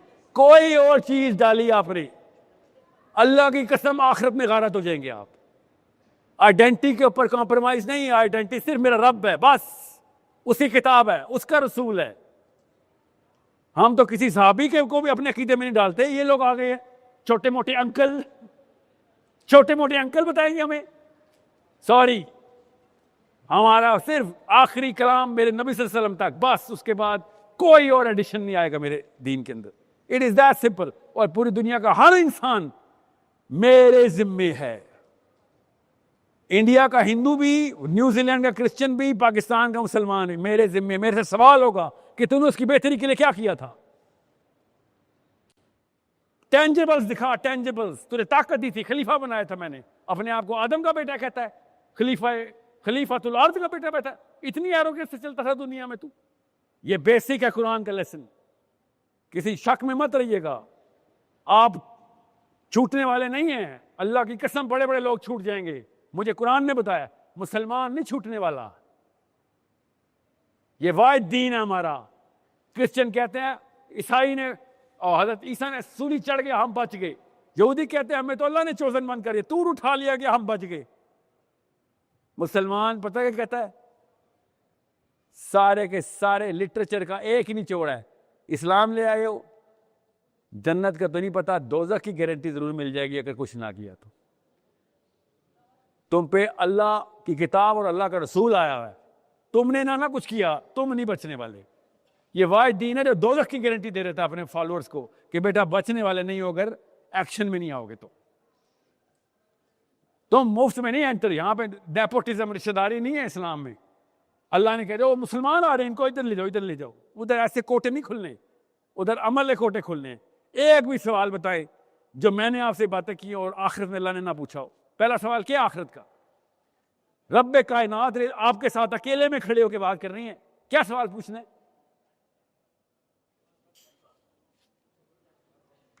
जी कब्र का सवाल नहीं, मैं आखिरत के दिन का सवाल पूछ रहा हूं।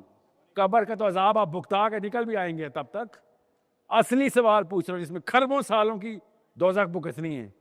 अल्लाह ना करे, अल्लाह मुअज्जिरना मिनन नार। जी जब खिलाफत दी थी तो क्या किया था? हर बंदा खलीफा है। ताकत में थे तो क्या किया था? चलें शाबाश, आओ कच्चा चट्टा खोलो जरा। और आप क्या कहेंगे? सर मैंने अपनी बीवी और अपने बच्चे पाले थे। आप ये समझ इस तरह बचेंगे आप? क्योंकि इनके दीन में ऐसे बच जाते हैं ना जिन्होंने हमें इस्लाम सिखाया। उनके दीन में वो वाले काम ही दीन में नहीं है, दीनी काम ही नहीं। पाकिस्तान के लिए या हिंदुस्तान के लिए या अफगानिस्तान के लिए जान दे देना इनके लिए बका है। हमारे लिए वही सबसे बड़ा हराम बहुत है हमारे लिए कि किसी में मुल्क के लिए मारा जाऊं। हमारे लिए तो कुरान इसके खिलाफ है। कुरान में सबसे बड़ी हलाकत ही है। अल्लाह के नबी सल्लल्लाहु अलैहि वसल्लम ने कहा आग में जल रहा है। साहबा ने कहा या रसूलल्लाह अकेला परफॉर्मर ओहद के मैदान में 17 काफिर कत्ल कर चुका है। अल्लाह के नबी सल्लल्लाहु अलैहि वसल्लम पत्थर पे लेटे हुए हैं और कह रहे हैं कि ये आग में जल रहा है।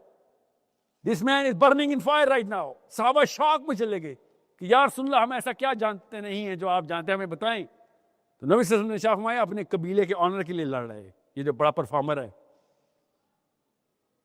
ओहद के गज़वे में अल्लाह के नबी सल्लल्लाहु अलैहि वसल्लम की कमांड के अंदर एक बंदा दोज़ख की तरफ जा रहा है। एक दफा दोबारा जरा सोचें, let it sink in, process करें। अल्लाह के नबी सल्लल्लाहु अलैहि वसल्लम कमांडर इन चीफ हैं, मैं उनकी फौज में हूं और लड़ाई भी कर रहा हूं, कुफार को भी मार रहा हूं और दोज़ख में जा रहा हूं। इससे ऊपर का कोई हायरार्की हो सकती है? उसके बावजूद दोज़ख में क्यों? क्योंकि इससे निचला काम कोई नहीं हो सकता कि मैं अपने कबीले के लिए, कि मेरे कबीले का एक फौजी इतने बहादुर है, अपने कबीले की शान ऊपर होगी। और यहां पे देखें मुशर्रफ से लेके याया खान और हाफिज मुनीर, लेगेसी होनी चाहिए, लेगेसी। और लेगेसी के खिलाफ तो इस्लाम आया है कि तुम लेगेसी क्रिएट करोगे अपनी, अगली नस्लों में नाम होगा, किताबों में नाम होगा तुम्हारा। लेगेसी होनी चाहिए। बेशरम, इस्लाम के नाम पे तो ना बेचो यार हमें। कहो आप मेरा नया दीन है, इस्लाम ने कादियानियों को अलग किया, आपको भी कर देंगे भाई, साइड पे हट। तो कुरान के नाम पे 2 नंबर ही बेच रहे। The one thing that Islam came against, you put the name Islam on it just because I was little. मैं अपने आप को प्रोटेक्ट नहीं कर सकता था, मैं 5 साल का था इसलिए। सोचें जरा, 4-4 साल के बच्चे शिकार किए हमने अपने। कोई बड़े को शिकार करते हम भी देखते ना, अपने जैसे से लड़ाई करके देखते। छोटे छोटे बच्चे दुआ किए हम। जी नहीं चल सकी आपसे वीडियो सर, चले कोई नहीं, आ रहा हूं बेटा। मैंने तीसरी दफा सुन ली, पहली दफा सुन लिया था मैं इसको जरा। जी इधर तो मैंने ना लाइफ में कभी भी गैर मुसलमानों के साथ जब भी काम किया ना, कभी जिंदगी में कोई एरर नहीं आया। और मैंने जब भी मुसलमानों के साथ काम किया ना, कभी ऐसा एक भी सेशन नहीं हुआ जिसमें कोई मसला नहीं आया। इसलिए वो लोग ऊपर चले गए बेटा। वो बेसिक्स को ना बहुत क्लियर रखते हैं, बहुत क्लियर रखते हैं वो बेसिक्स के ऊपर। हम इस्लाम के काम करने वाले, आप अल्लाह के फौजी हैं। आप लोग पैसों के लिए नहीं कर रहे हैं काम, आप अल्लाह के लिए कर रहे हैं। और कॉम्पिटेंस देखें, हाउ पीपल क्रिएटेड आइडेंटिटी शुरू से लेके आज तक, शुरू से लेके आज तक। ये देखें जरा, इस खबीस की हरकत देखें और हमारे खबीसों की हरकतें देखें, इसकी खबासत के ऊपर। अभी दिखाता हूं अपने खबीस आपको, वो जो शुरू में पाक सर जमीन करते हुए बड़े हुए थे ना, और कि 5 नमाजें पढ़ लेंगे काम हो जाएगा, बाकी सब कुछ पाकिस्तान है, बाकी सब कुछ अफगानिस्तान है। उनकी इसके ऊपर हरकत देखना। ये है जी 20 पॉइंट एजेंडा। पता चल गया ना 20 पॉइंट एजेंडा? हाँ, काश उसी वक्त पढ़ा होता जब आया था। 90% of you people are going to read it for the first time, especially girls. ये है मुझे शिकायत। क्यों नहीं पढ़ा था आपने? मेडिकल स्टूडेंट्स कौन है जो कह रही थी डॉक्टर पावर में आने चाहिए? कहां है वो लड़की? हाथ खड़ा करो। क्यों नहीं पढ़ा था 20 पॉइंट एजेंडा ट्रंप का पहले? अब नहीं आ रही आवाज? डोनाल्ड ट्रंप का 20 पॉइंट एजेंडा फॉर गजा आज से पहले क्यों नहीं पढ़ा था? पता मुझे ये जादू क्यों आता है कि मुझे पहले ही पता था कि आपने नहीं पढ़ा हुआ? कभी सोचा नहीं है मुझे ये जादू कैसे आता है?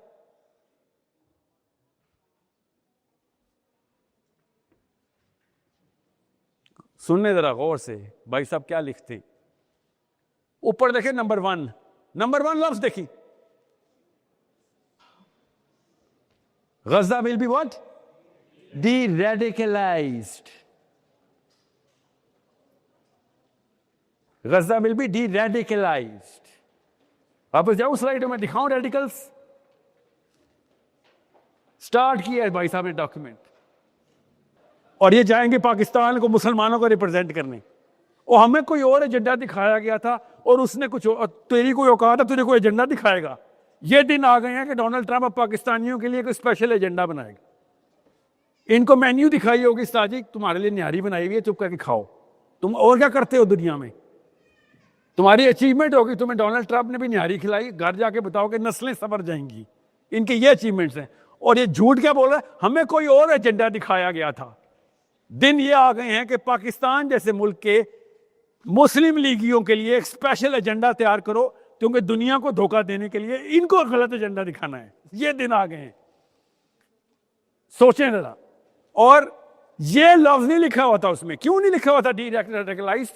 ये लफ्ज उसमें भी लिखा हुआ था जो इसहाक डार को दिखाया गया, शहबाज शरीफ को। क्यों? क्योंकि खुदा की कसम, सुम्मा खुदा की कसम, इसहाक डार और शहबाज शरीफ उसको रेडिकली कहते हैं, उसी नीयत से जिसको डोनाल्ड ट्रंप रेडिकल कहता है। That's the problem. यहां पे दोनों का दीन एक कह रहा है, नहीं ये नहीं। क्यों? Something else was happening, identity clash हो गई थी।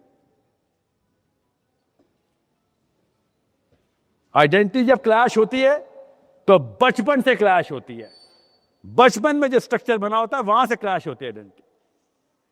आगे देखिए, ये खबासत का अंबार। अगली स्लाइड, असली चीज दिखाता हूं आपको। आगे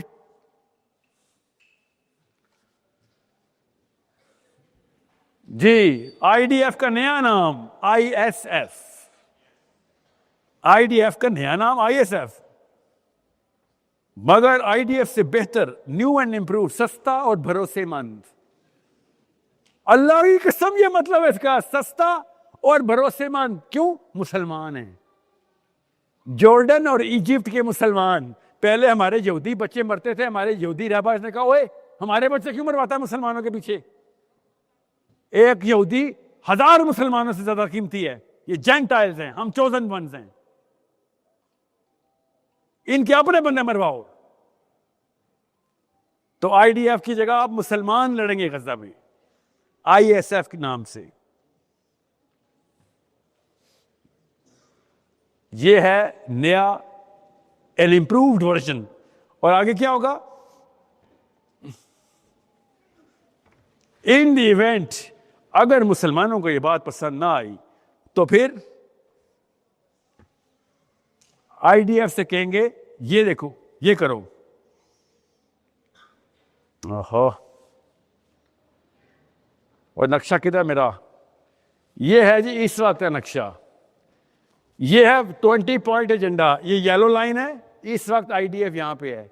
20 पॉइंट एजेंडा अगर मान लिया तो ब्लैक लाइन पे आ जाएंगे। ये है टोटल औकात इस 20 पॉइंट एजेंडा की। तो इसहाक डार, शहबाज शरीफ साहब, और कौन सा दिखाया गया था? कोई नया नक्शा दिखाया था आप लोगों को उन्होंने, जो हमें नहीं दिखाया, दुनिया को नहीं दिखाया? कोई और नक्शा भी है गजा का आपके पास? ये 2 नंबर देखें इनकी। ये है इस वक्त आईडीएफ की लाइन। उन्होंने कहा यहां से हट के हम यहां पे आ जाएंगे, और यहां पे कौन होगा? आईएसएफ। उर्दन के मुसलमान जाके फ़लस्तीनियों को डंडे के ज़ोर से, पिस्तौलों के ज़ोर से ठीक करेंगे।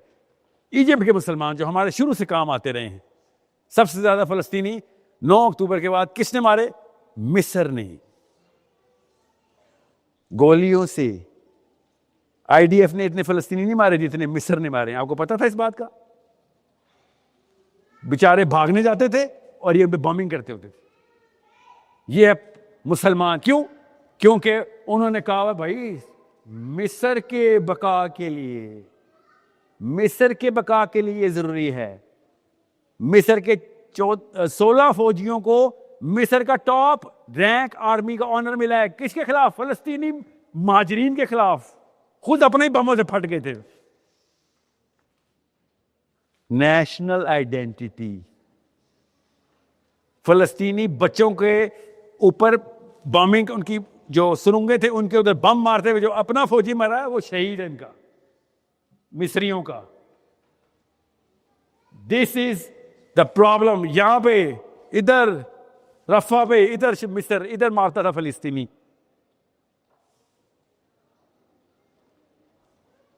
वो बनाएंगे अब ISF।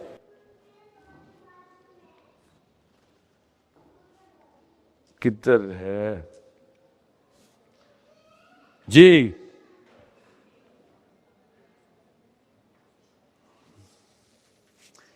प्रैक्टिकली स्पीकिंग, ये जो लफ्ज बड़ा शौक है ना पाकिस्तान में, practically speaking IDF will hand over the Muslims to ISF and it will go on the black line. 20 गज पीछे हो जाएंगे, हम वहीं खड़े रहेंगे 20 गज, और 20 गज के अंदर हम सुपरफिशियल अथॉरिटी देंगे आपको। और फिर आप क्या बनाएंगे? आप एक नया मुल्क बनाएंगे। उस मुल्क का नाम होगा न्यू एंड डेवलप्ड गजा। कौन चलाएगा? जिसने 32 लाख मुसलमान मारे हुए हैं। हमारा टॉप फौजी, उसका नाम है टोनी ब्लेयर, उसने इराक में 32 लाख मुसलमान मारे थे। आपकी क्या औकात है? आप तो टोटल मिला के 20 लाख भी नहीं थे जब गजा में हमने पहला हमला किया। तो हम उसको कमांडर इन चीफ लगा रहे हैं और उसको रिपोर्ट करेगी एक न्यूट्रल काउंसिल जिसके अंडर आएगी ISF। This is the final play. और पैलेस्टीनियंस को हम बुला रहे हैं। कौन से पैलेस्टीनियंस को? जो कि नेशन स्टेट को पूरी तरीके से दीन का हिस्सा समझते, इंटरनेशनली प्लेस्ड है हार्वर्ड जेल से। वो जाएंगे पावरफुल पोजीशंस के ऊपर, वो डेवलप करेंगे सड़कें भी, सीवेज भी, यूनिवर्सिटीज भी, अस्पताल भी, घर भी। ये सब उनके अंडर डेवलप होगा Gaza. They are the new powerful people train in, just like वो अफगानिस्तान की लड़ाई में याद है, हमेशा अफगानी डायलॉग करने के लिए एक अफगानी के साथ आया होता था, तालिबान के साथ। वो अमेरिकन एक्सेंट में अंग्रेजी बोल रहा था तालिबान, और अगला बंदा ब्रिटिश एक्सेंट में इंग्लिश बोल रहा था। ANA का बंदा जो लोकल रेजिस्टेंस था, अमेरिकन फौजी का नुमाइंदा।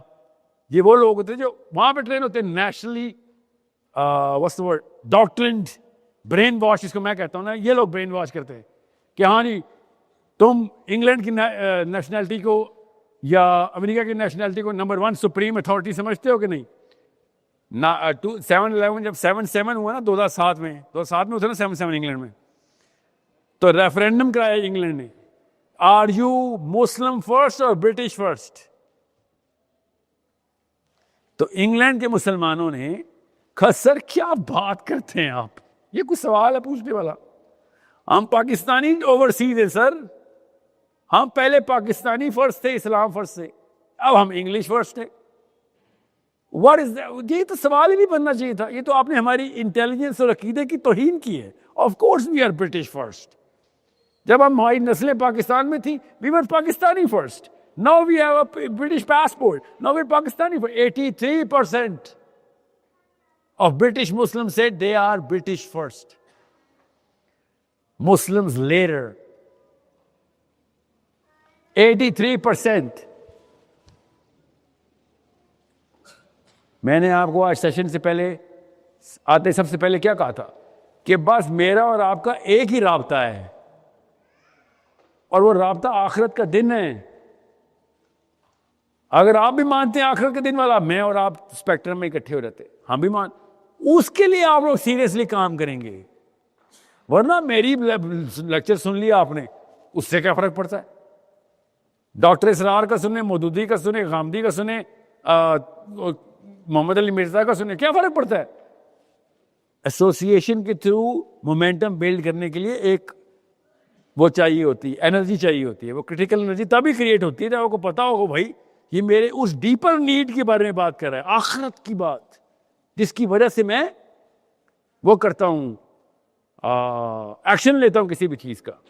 और वो एक्शन क्या है? मेरे अंदर वो सलाहियत कैसे आए कि अगर 10 तफसीर मेरे सामने रख दी जाएं, मुझे पता चले कि कहां पर किस मुफस्सिर से क्या गलती हो रही है, कौन ठीक बात कर रहा है। मुझ में सलाहियत होनी चाहिए। दो तरीके होते हैं पढ़ाने के, एक होता है तकलीदी तरीका और एक होता है तहकीकी तरीका। तकलीदी तरीका ये होता है कि उस्ताद आपको पढ़ा रहा है और आप मोहताज हैं उस्ताद के। उस्ताद ने आपको पढ़ाया, बस चलते चले, जो पढ़ाया ठीक है जी, समझ आ गई, ओके जी, आगे चले। तो उस्ताद गलती कर रहे हैं कैसे पता लगेगा? क्योंकि जो आपको पढ़ाने वाला है आखिरकार वो भी एक इंसान है, गलती तो वो भी कर सकता है। तो अगर हमने रीजनिंग करनी है ठीक गलत की, तो इस चीज की क्या गारंटी है कि पढ़ाने वाले से गलती नहीं हो रही? तो जाहिर है अगर आप तकलीदी तरफ चले जाएंगे तो वही चीज हो जाएगी कि आप 4 तफसीरें छोड़ के 5वीं की तकलीद में लग जाए। और एक होता है तहकीकी तरीका। तहकीकी तरीका ये होता है कि जिसमें आपको तकलीद नहीं करनी पड़ेगी, आप उस्ताद के बताए बगैर खुद कुरान से दुरुस्त नतीजा पढ़ने लग जाओ, समझने लग जाए। उस्ताद बाद में बताएगा, पहले आप निकालेंगे, पहले आप कहेंगे सर ये इसका दुरुस्त नतीजा है, फिर आपको आके हम अर्ज कर देंगे हाँ जी ये बिल्कुल ठीक तरीका है। उसका वो ऐसा सलाहियत क्यों पैदा होगी? जो उसूल हम सीखेंगे इंशाल्लाह। जिन उसूलों पे हमने कुरान पाक को हल करना है, इतने मुहकम उसूल होंगे, इतने मजे के उसूल होंगे और इतने, जिसे हम कहते हैं कुरान पाक ने उसको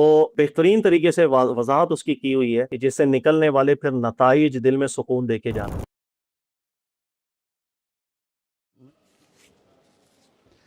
Now we have decided, as soon as our application is going to be available, as soon as we are going to convert it into a full-fledged university, virtual, without any degree.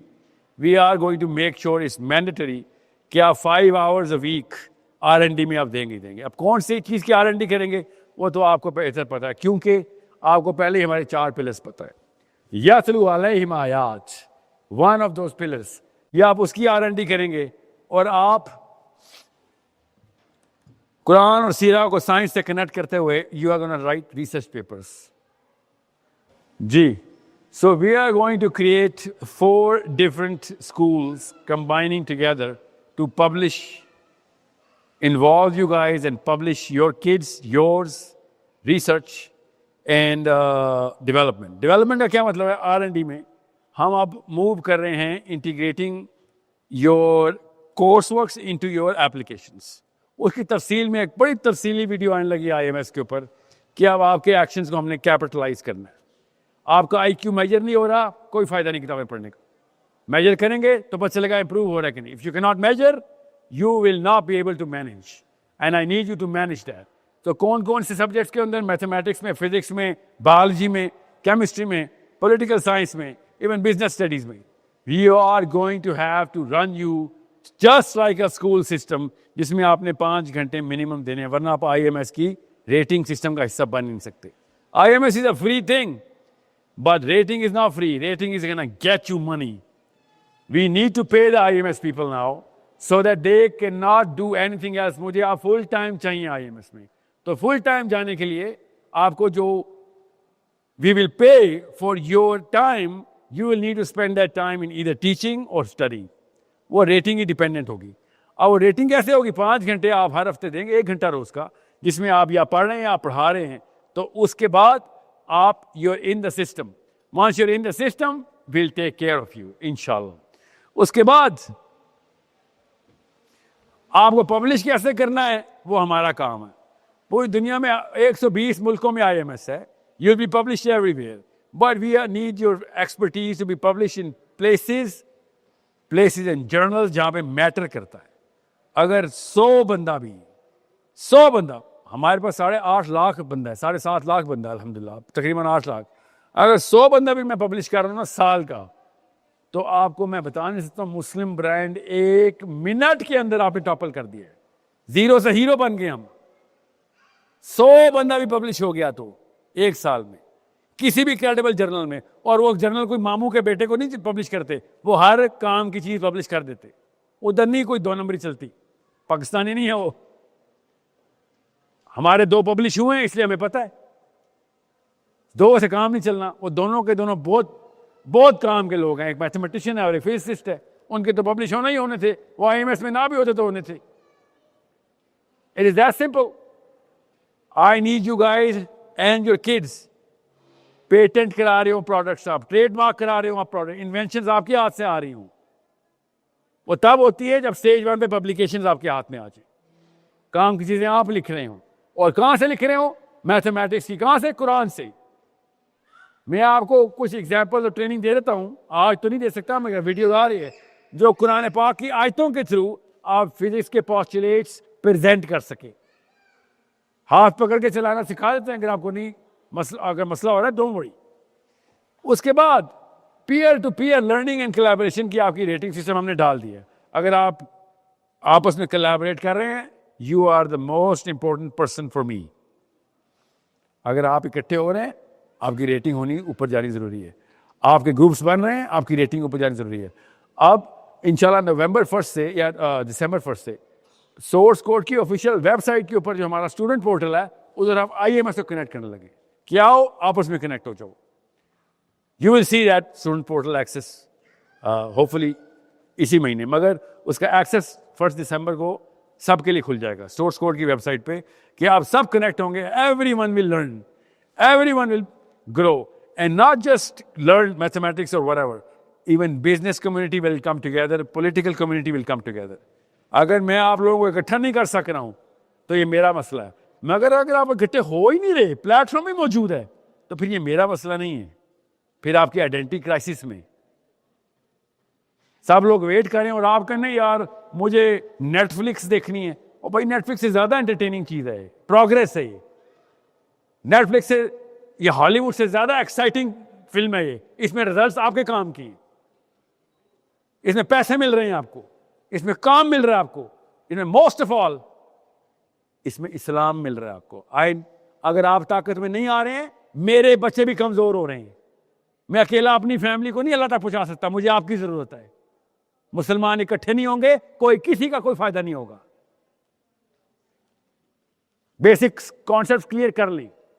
अगर अपने बच्चे बचाने हैं तो लोगों के बच्चे बचाने पड़ेंगे, इकट्ठे करने पड़ेंगे। ये अकेले अकेले वाला दीन नहीं है हमारा, कॉमन सेंस की बात है। So if you are raising dumb children, मेरे बच्चों पे भी इफेक्ट आ रहा है। That's why I need you to raise intelligent kids, and if I am raising dumb children, आपके बच्चे भी तबाह कर रहा हूं मैं। इतने कोई रॉकेट साइंस नहीं जो आपको ना पता हो। आपने कभी नोटिस नहीं किया कि नोबेल प्राइज विनर्स क्लस्टर्स में होते हैं? कभी नोटिस किया इस बात को? नोबेल प्राइज दुनिया में एक ही जगह में मिलता है, मगर विनर्स क्लस्टर्स में होते हैं। मतलब समझ आ रहा कि मैथमेटिक्स के 8-9 नोबेल प्राइज विनर्स पहले से दोस्त थे एक दूसरे के। फिजिक्स वाले पहले से दोस्त थे, कजन्स थे। हालांकि कोई नेपोटिज्म और सिफारिशें नहीं चलती नोबेल प्राइज में। नोटिस करना ये बात। IQ पढ़ता है तो अपने पूरे के पूरे कुंबे का पढ़ता है। जो स्टैंडर्ड पढ़ते हैं तो आपके दोस्तों के भी स्टैंडर्ड पढ़ जाते हैं, हम सबको पता है। So make sure you understand IMS का मतलब क्या है। सहाबा इकट्ठे हुए थे तो इस्लाम पूरी दुनिया पर छाया था। अकेले अकेले नहीं किसी ने कुछ किया। अल्लाह के नबी सल्लल्लाहु अलैहि वसल्लम ने पहले टीम तैयार की थी, उस टीम ने फिर पूरी कौम तैयार कर दी।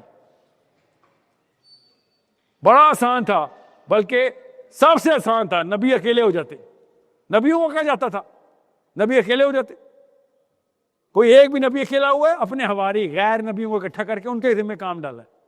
ईसा में मरियम, मोहम्मद बिन अब्दुल्लाह सल्लल्लाहु अलैहि वसल्लम, नूह अलैहिस्सलाम से लेके हमारे आका सल्लल्लाहु अलैहि वसल्लम तक आम इंसानों को तैयार किया गया कि इकट्ठे हो भाई, हमने चले जाना है। उसके बाद क्या करोगे? फरिश्ते आया करेंगे तुम्हारे लिए। इतने तुम चाहते हो गए अल्लाह के कि जिब्राइल अमीन आके तुम्हें खाने खिला रहे हो, ये दिन आने। इतना ही रुतबा होना, चलो शाबाश काम पे लगो। So make sure this is real. You gotta put in the hours. If you're not putting in the hours, you're out. Because if you're not out, तो जो लोग काम कर रहे हैं उनका और आपका कोई फर्क ना किया तो उन्होंने भी काम छोड़ देना है। उन्होंने कहना सर ना सजा है ना जजा है, मैं करूं तब भी कुछ नहीं, मैं ना करूं तब भी मैं कुछ नहीं, तो फायदा क्या करने का? ह्यूमन साइकोलॉजी ऐसे काम नहीं करती.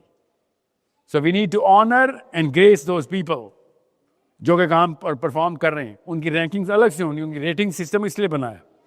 सो जब तक R&D नहीं होगी, वो भी इन 4 चीज़ों पे, तब तक काम नहीं होने वाला. And we know how psychology works.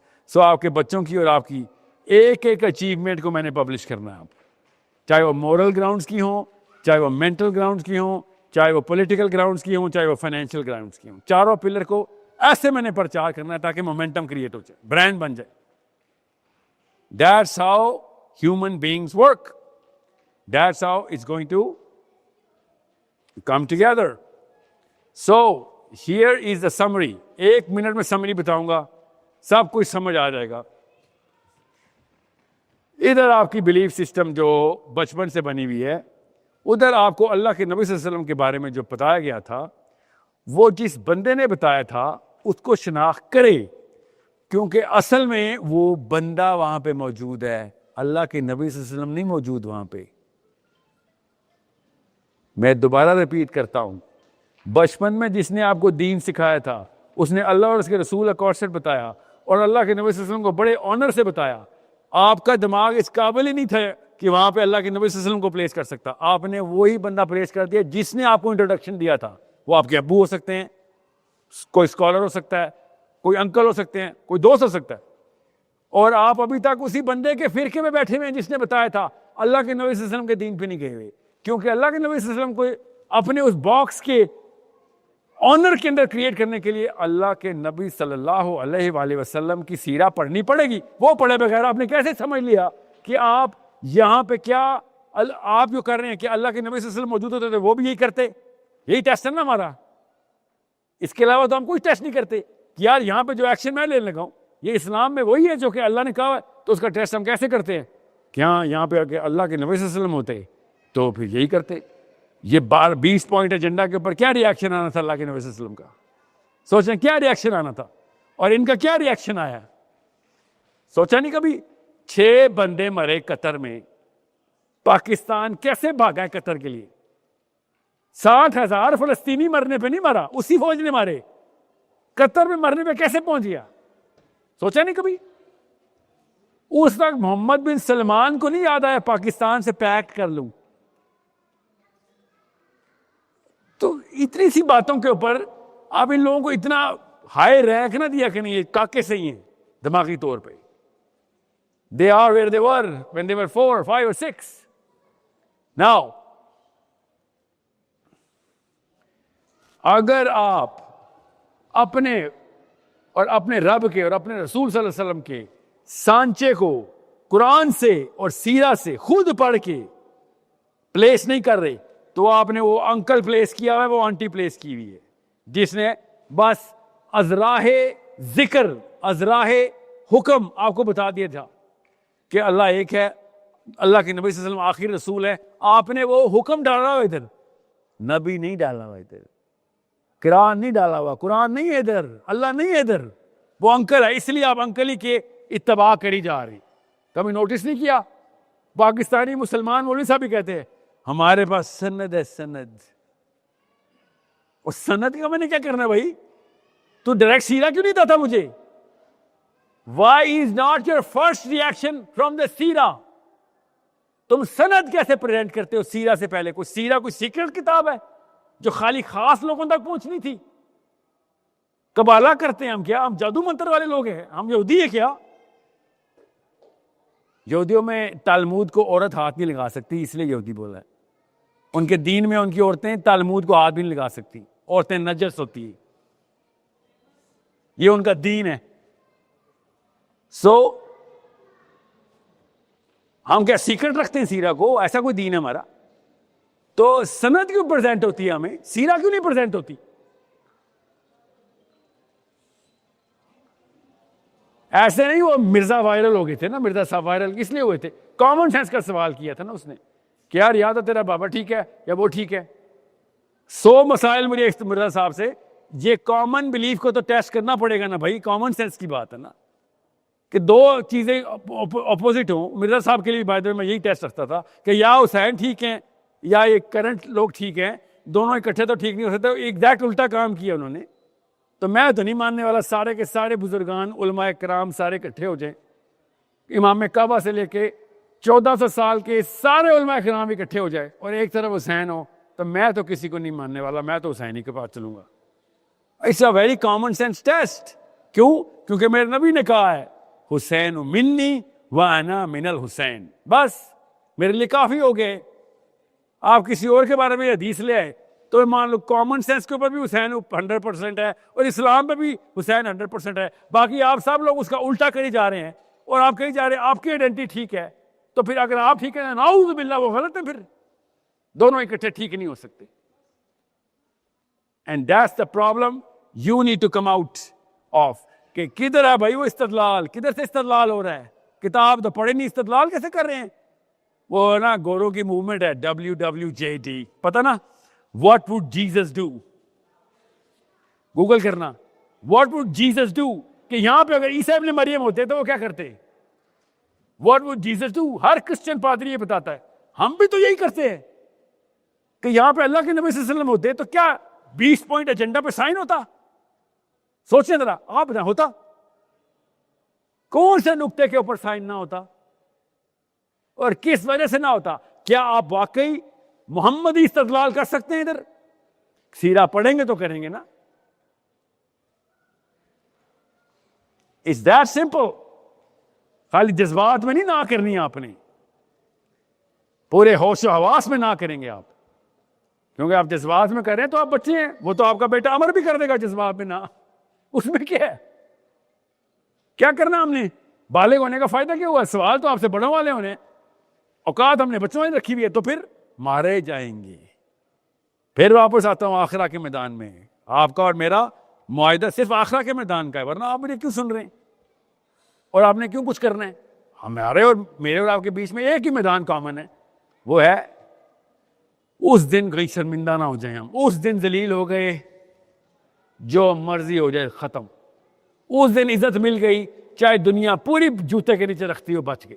यही है ना हमारा तो कीदा सिंपल है कि अल्लाह ने इज्जत दे दी, उस दिन अल्लाह ताला हम सबको उस दिन शर्मिंदा ना करे, आमीन सुम आमीन। उस दिन हम अगर सजा याफ्ता बनते भी हो तो अल्लाह ताला हमें माफ कर दे। उस दिन की जलालत का मतलब है हम खत्म, एवरीथिंग इज डन। अल्लाह अज़्ज़ा व जल ने कुरान पाक में वो मोमेंट बताया है, मोमेंट कि जो इंसान पे गुजरना है, कि जब उसको ये खबर आनी है कि बेटा तू गया, तेरा सब कुछ जाया हो गया, तू हलाक हो गया। अल्लाह ताला ने कैसे उसको एनकैप्चर किया, जरा पढ़े कुरान पाक में, आपको पता चले कितनी रियल और कितनी हौलनाक खबर की ये खबर दी गई है आपको, कि जब उस तक आपको पता चले कि आपकी कहानी हमेशा हमेशा के लिए खत्म कर दी गई, you are doomed to hell. दोज़ख का अजाब छोटा है, वो वाले लम्हे का अजाब सोचे कितना बड़ा होगा जब आपको पता चलेगा। अल्लाह ना करे, अल्लाह ताला हमें हमारे बच्चों को बचाए उस लम्हे से। अल्लाह ताला ने किस तरीके से पूरा, यहां तक कि अल्लाह ताला ने पूरी ट्रजेक्टरी बताई है कि आप ऊपर देख रहा होगा वो बंदा और अमाल नामा नीचे आ रहा होगा और वो सोच रहा होगा काश मेरे दाएं हाथ में गिरे, मगर वो बाएं हाथ में गिरेगा। मैं आपको कोई मोटिवेशनल लेक्चर तो नहीं दे रहा हूं ना, दोज़ख की वईदों की बात हो रही है ना, वो भी कुरान की डायरेक्ट आयतें सुना रहा हूं। ये वो आयतें थी जो शहबाज शरीफ को यूएन में पढ़नी चाहिए थी। सामने मुसलमान बैठे हुए थे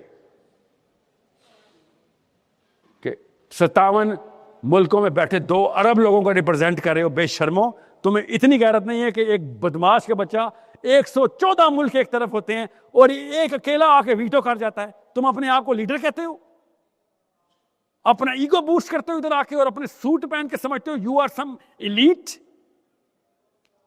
114 वर्सेस 1 के ऊपर सिक्योरिटी काउंसिल की लास्ट रेजोल्यूशन मुस्तरद हुई है। 114 एक तरफ, अमेरिका का वीटो एक तरफ, और ये लीडर है और दोबारा उधर जाने की जुर्रत करते हैं। इससे बेहतर तो पाकिस्तान का एक स्टूडेंट होता है जो पीटीआई का होता है तो नवाज शरीफ से अवार्ड भी नहीं लेता, मुस्लिम लीग का होता तो इमरान खान से अवार्ड भी नहीं लेता। कॉलेज का स्टूडेंट देखा नहीं है, हर साल होता है ऐसी। ये बेशरम के बच्चे वहां खड़े हो जाते हैं और जी हम लेक्चर देके लोगों को आके बताएंगे और पाकिस्तान आके मुबारकबादें ले रहे होंगे अपने जैसों से या अपने से भी छोटे बोनों से। इसके भाई किसी सगे भाई को पकड़ो ना फलस्तीन की तरह पाकिस्तान में, मैं देखता हूं ये कौन सी यूएन और कौन से डोनाल्ड ट्रंप और कौन से किसकी इज्जत करता है। Unimaginably thick, doing it over and over again and we are looking at them, और कुछ कर नहीं रहे हम। उसका एक ही तरीका बेटा, एक नस्ल के अंदर आपके सगे बेटे और बेटियों ने दुनिया टेक ओवर करनी। अगर आपने अभी काम शुरू किया तो ये 3 काम ही हैं, ज़हन बढ़ाओ, ताकत बढ़ाओ, जत्थे बनाओ।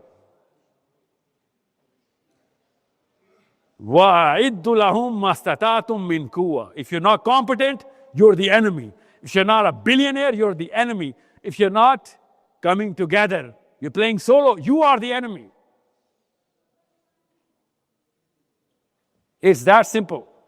और वो कहां से आएंगे? वो तुर्की के भी होंगे आपके पास, मोरितानिया के होंगे, इंग्लैंड के होंगे, अमेरिका के होंगे। ऐसा ऐसा बंदा IMS में है, मंगोलिया के मुसलमान IMS में, आपको पता है माशाअल्लाह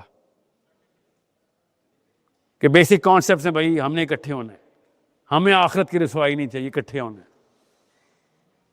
कुछ ले लो, मुझे ये पढ़ाना आता है ये सीख ले, मुझे ये नहीं आता सिखा दे, इस नीयत से स्टार्ट करते हैं IMS।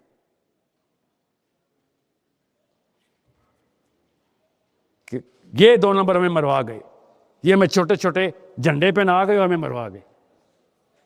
किसी ने किस चीज का झंडा पहन लिया, किसी ने किसके जगह पहन लिया, बस कि बस सेटिस्फाई हो जाऊं कि मैं अपने छोटे से कुएं में बहुत बड़ा मेंढक था। That's the best they can do.